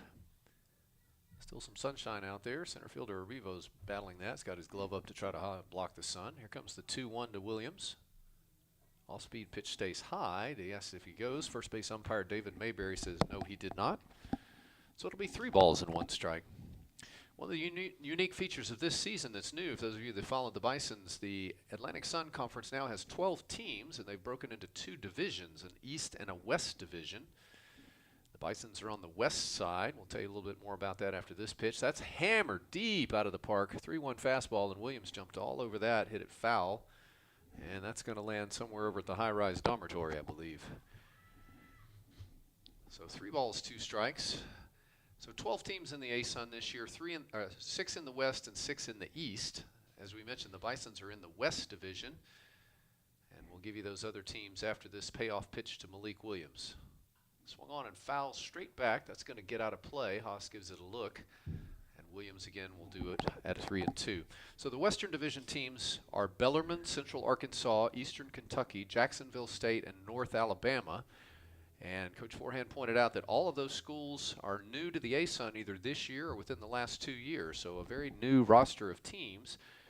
The east side of the conference now has Florida Gulf Coast, Jacksonville, Kennesaw State, Liberty, North Florida, and Stetson. longer time ASUN members. Swung on and hit deep in the air to center field. Arrivo's going back. He's over to the warning track. He waves off, and he's got it for the first out of the inning. So Williams hit that one well, but towards the deeper part of the ballpark, and he's retired for out number 1. That'll bring up Rudy Maxwell, the left fielder. He's had an excellent day. Solo home run in the first, reached on a walk and scored a run in the third, flew out on the fourth, and then grounded out in the 6th inning. So 1 for 3 with 2 runs scored on the day. Interesting thing about the divisional alignment with the East and West is that the teams on each side will only play each other in the conference season. So the West only plays the West, the East only plays the East, as there's a strike on the outside corner to Maxwell. So that means the Bisons will not be seeing any of the Florida teams during the regular season. Instead, they'll play home and away series with Bellarmine, Central Arkansas, Eastern Kentucky, Jacksonville State, and North Alabama. So a very different looking schedule than what we've seen in the past for Lipscomb. Some new opponents that we've not seen before. They'll be visiting some new ballparks. And again, an ASUN league with 12 teams in it now. Maxwell fouls that one off the handle, and he's down in the count. No balls and 2 strikes. Conference tournament will consist of the top 3 finishers out of the East and West division, plus the next 2 teams that are highest in the RPI, regardless of which division they come from. It'll be the 2 teams with the highest RPI who will be the 7th and 8th teams in that conference tournament. And then they'll be divided again. The top 2 winners, East winner, West winner, will play against the 2 highest RPI teams. And 3 of those 4 teams will advance to the semifinal round. The other 4 teams will play an elimination tournament to select 1 team to advance. So a very different format this year, and we'll talk more about that as the season goes along. Here comes the 0-2, swung on and hit foul again. Maxwell stays alive. But Coach Forehand emphasizing to us in our preseason meeting that with this new format, that RPI becomes ever more important, not just for a potential NCAA tournament bid, but also for a bid to your own conference tournament here. So that, again, is very different than what we've seen before, and will add some intrigue to this 2022 season as we move forward. We got an 0-2 count to Rudy Maxwell, and here comes the pitch. Swung on and fouled again. Took something off that, and Maxwell stayed alive as he extends the at-bat with his 3rd foul in a row. So just as we've seen Williams do during the day, Maxwell another one who's getting his money's worth out of this at-bat against Spencer Atkins, the right-hander who's on for his 2nd inning of work for Akron. Connor Steinbaugh started with the first 2. Jackson Miller went the next 4, and Atkins is finishing here. And that's swung on and tapped into the air behind second base. Wargo drifts over. He's out on the outfield grass, and he's got it for the 2nd out of the inning. So 2 outs and the base is empty, and that'll bring up David Coppage. Coppage flew out to center in the 1st. He was hit by a pitch and scored a run in the 3rd. Reached on an error in the 4th, and also reached on an error in the 6th. So he's been on base 3 times today. Still looking for his first base hit on the day. He did score a run. And he bats with 2 outs and the base is empty. Lipscomb leading 9-2, bottom of the 8th inning. Swings through an off-speed pitch for strike 1. So Atkins has come on and done a really good job. He's recorded 5 outs in a row with a couple of strikeouts. And Coach Sabo has to be pleased with the outing by the sophomore right-hander. Here comes the 0-1 pitch, another off-speed slider that he swings through. That one was in the top part of the zone, but it was nothing in 2.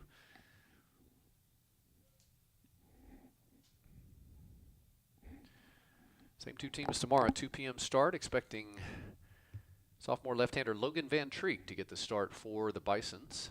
And this one's tapped off the end of the bat towards second. Wargo feels it's going to have to hustle, flips it to first, and is in time to retire Coppage. So another 1-2-3 inning for Spencer Atkins. Well done coming on in relief. And the Zips are down to their last at-bat. We go to the top of the 9th inning. Your score, Lipscomb 9, Akron 2. You're watching Lipscomb Bisons Baseball on YouTube Live.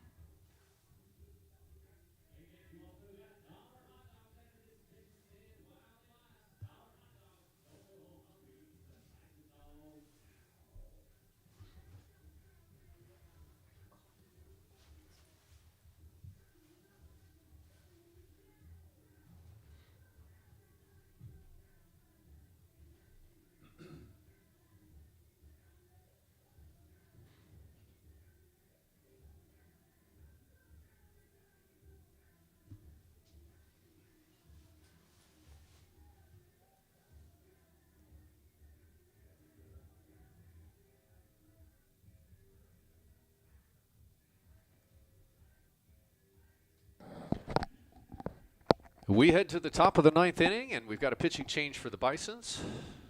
On the mound is the sophomore right-hander Tyler Legier, 6-foot tall, 170-pounder out of Madison, Alabama, via Calhoun Community College.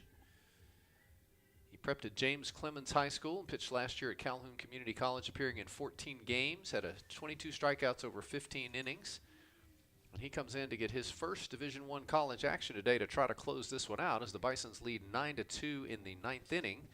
He'll be facing 9-1-2 for the Zips in Hara, Wargo, and Benson. So you can close the book on Noah Thompson. Thompson comes in and pitches 4 innings. He gives up 3 hits, 1 run, 1 earned run, no walks, and 6 strikeouts. So a terrific outing from Thompson, who also followed Caleb Cantola with an outstanding start. 11 strikeouts, no walks between those two over 8 innings. So excellent mound outings today, and Tyler Legier will try to close it out. And the sidewinder comes in with a fastball for strike 1 to Cato Hara. Hara's had himself a day. He's had a double, a single, and a sacrifice fly.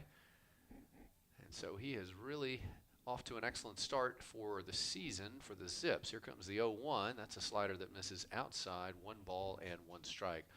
Hara 2 for 2, 2 RBIs on the day. As we mentioned, has that double. He's batting in the DH role. And has really given his team a lift batting out of that 9 spot. Here comes the 1-1. Swung on and hit foul, and it'll be a ball and 2 strikes. So Legier comes across his body as a sidewinder, creates a lot of angle on the ball. Got a lot of run on the fastball, and this breaking ball as you'd expect. First time we've seen him in action here.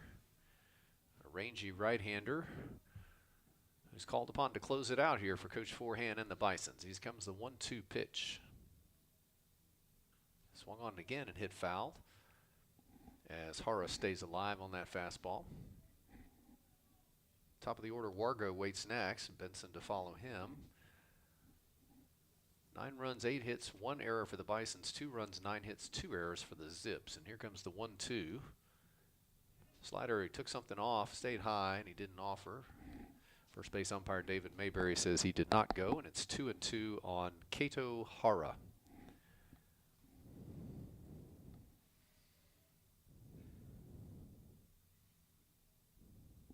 Swung on and hit with a base hit to right field. So good piece of hitting, and you just got to tip your hat to Hara. He has really shown good bat discipline, excellent ability to defend the zone and move the ball around. And again, he's been on base 3 times today and also has that sacrifice fly. So he's aboard to start the 9th inning.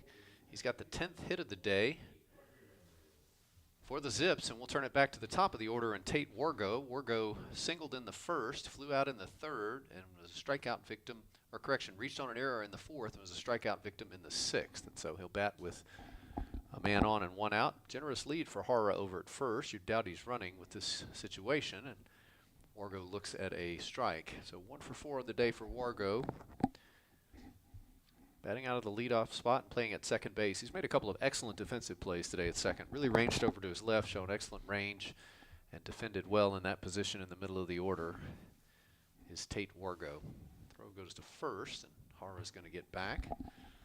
Again, you doubt he'd be running in this situation, but the Bisons would like to maybe freeze his feet up a little bit there and keep him from getting too much of a lead.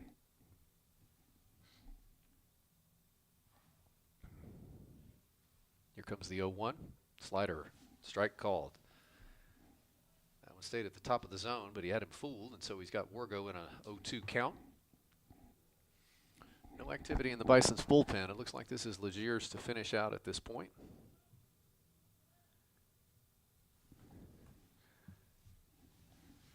Hara gets his lead. Here comes the 0-2.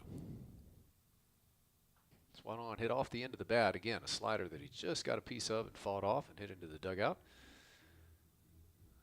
And we'll keep it at an 0-2 count. Again, Cantola started, went 4 innings. Thompson relieved and went 4 innings. And Tyler Legier is the 3rd Bisons pitcher for the day. Zips have also used 3 arms on the mound, as we talked about, expecting to see a lot of arms early in the season. Here comes the 0-2 pitch. That one's going to stay inside with a fastball. And the count will be a ball and 2 strikes.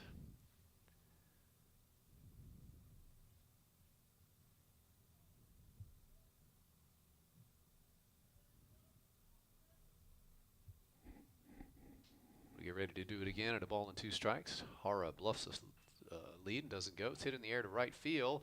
Ball sinking, and Borum's going to field it, and having to hustle back to first will be Hara. So Wargo reached out and hit that slider off the end of the bat, and he's retired for the first out of the inning. That'll bring up shortstop Cameron Benson. Benson has struck out, doubled, flown out to center, and struck out. So he's 1 for 4 on the day.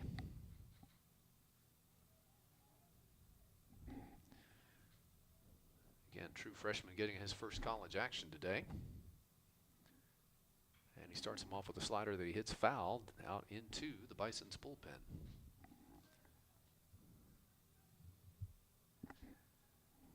So far Legier shown us that fastball with some rise on it, and also tends to throw that slider and not afraid to bring it into those left-handed hitters. He's got good run on it coming across from that sidearm angle. Here comes the 0-1 pitch. That's hit in the air to right field. Back is Borum. He's going back. He looks up, and that's gone. Home run. So Cameron Benson really got all of that when he sat on that slider and hit it over the right field fence. And that'll bring in 2 runs, and that'll cut the Bisons' lead to 9-4.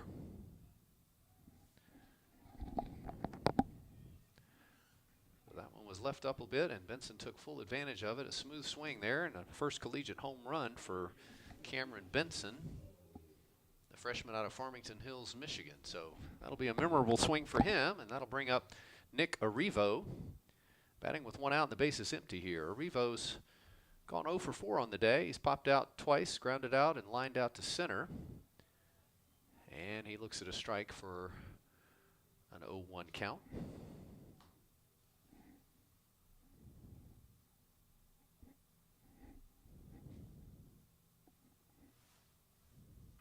That swung on and hit in the air towards right field. Borum's going to range over and take a couple steps and camp under it, and it'll be the second out of the inning. He got that off the end of the bat. So they're 2 down now. And the Zips are down to their last out in the person of Bryant Schellenbarger.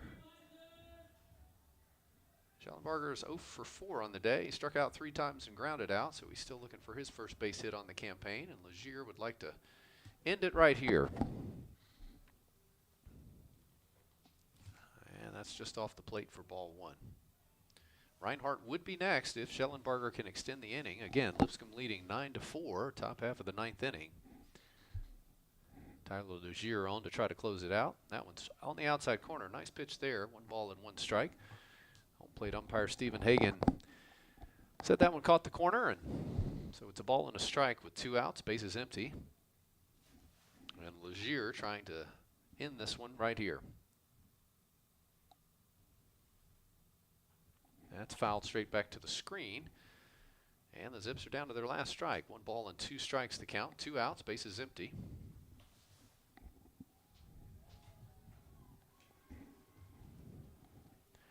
Crowd stirring here. Again, we had an excellent crowd on hand for our opening day. Most of them have stayed put. Many of them have moved down to try to chase the sunshine, as it's been a chilly day here.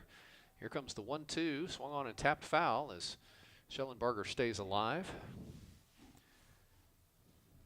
Again, same 2 teams tomorrow, 2 p.m. Central Time, 1 p.m. on Sunday. This 3-game opening weekend series between Lipscomb and Akron. Great to see college baseball back for the 2022 season, and we invite you to come out and be a part if you're in the Nashville area. Here comes the 1-2, swung on and tapped foul again, and Schellenbarger just stays alive.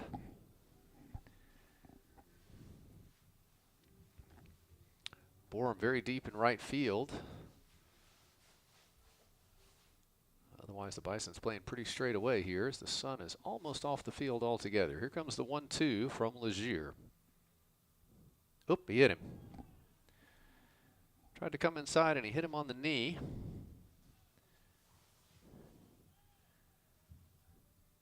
And so that'll put Schellenbarger aboard now with 2 outs, and Reinhardt will come to the plate. He grounded out in the 2nd. He singled and scored a run in the 4th. He struck out in the 5th, and he struck out again in the 8th inning. So 1 for 4 on the day with a run scored. And he'll bat with a runner on first, 2 outs. And that one's behind him. He gets away from Bertolani, but Schellenbarger does not try to advance. And that was a slider that didn't really break. Ran in behind him. So Legier getting his first Division I action. You're always sure there's some nerves involved anytime one of these youngsters gets out for the first time. It's a cold day here also. Sun's going down. We mentioned the pitchers probably struggling getting a grip on some of these pitches. Here comes the 1-0. That one straight through there for a strike. 1 ball, 1 strike.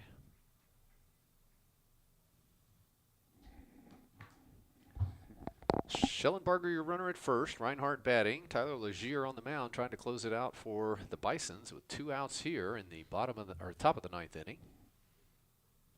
Swung on and hit on the ground towards short. Ketchup's up with it. He flips over to second for the 3rd out of the inning, and you can wrap this one in purple and gold.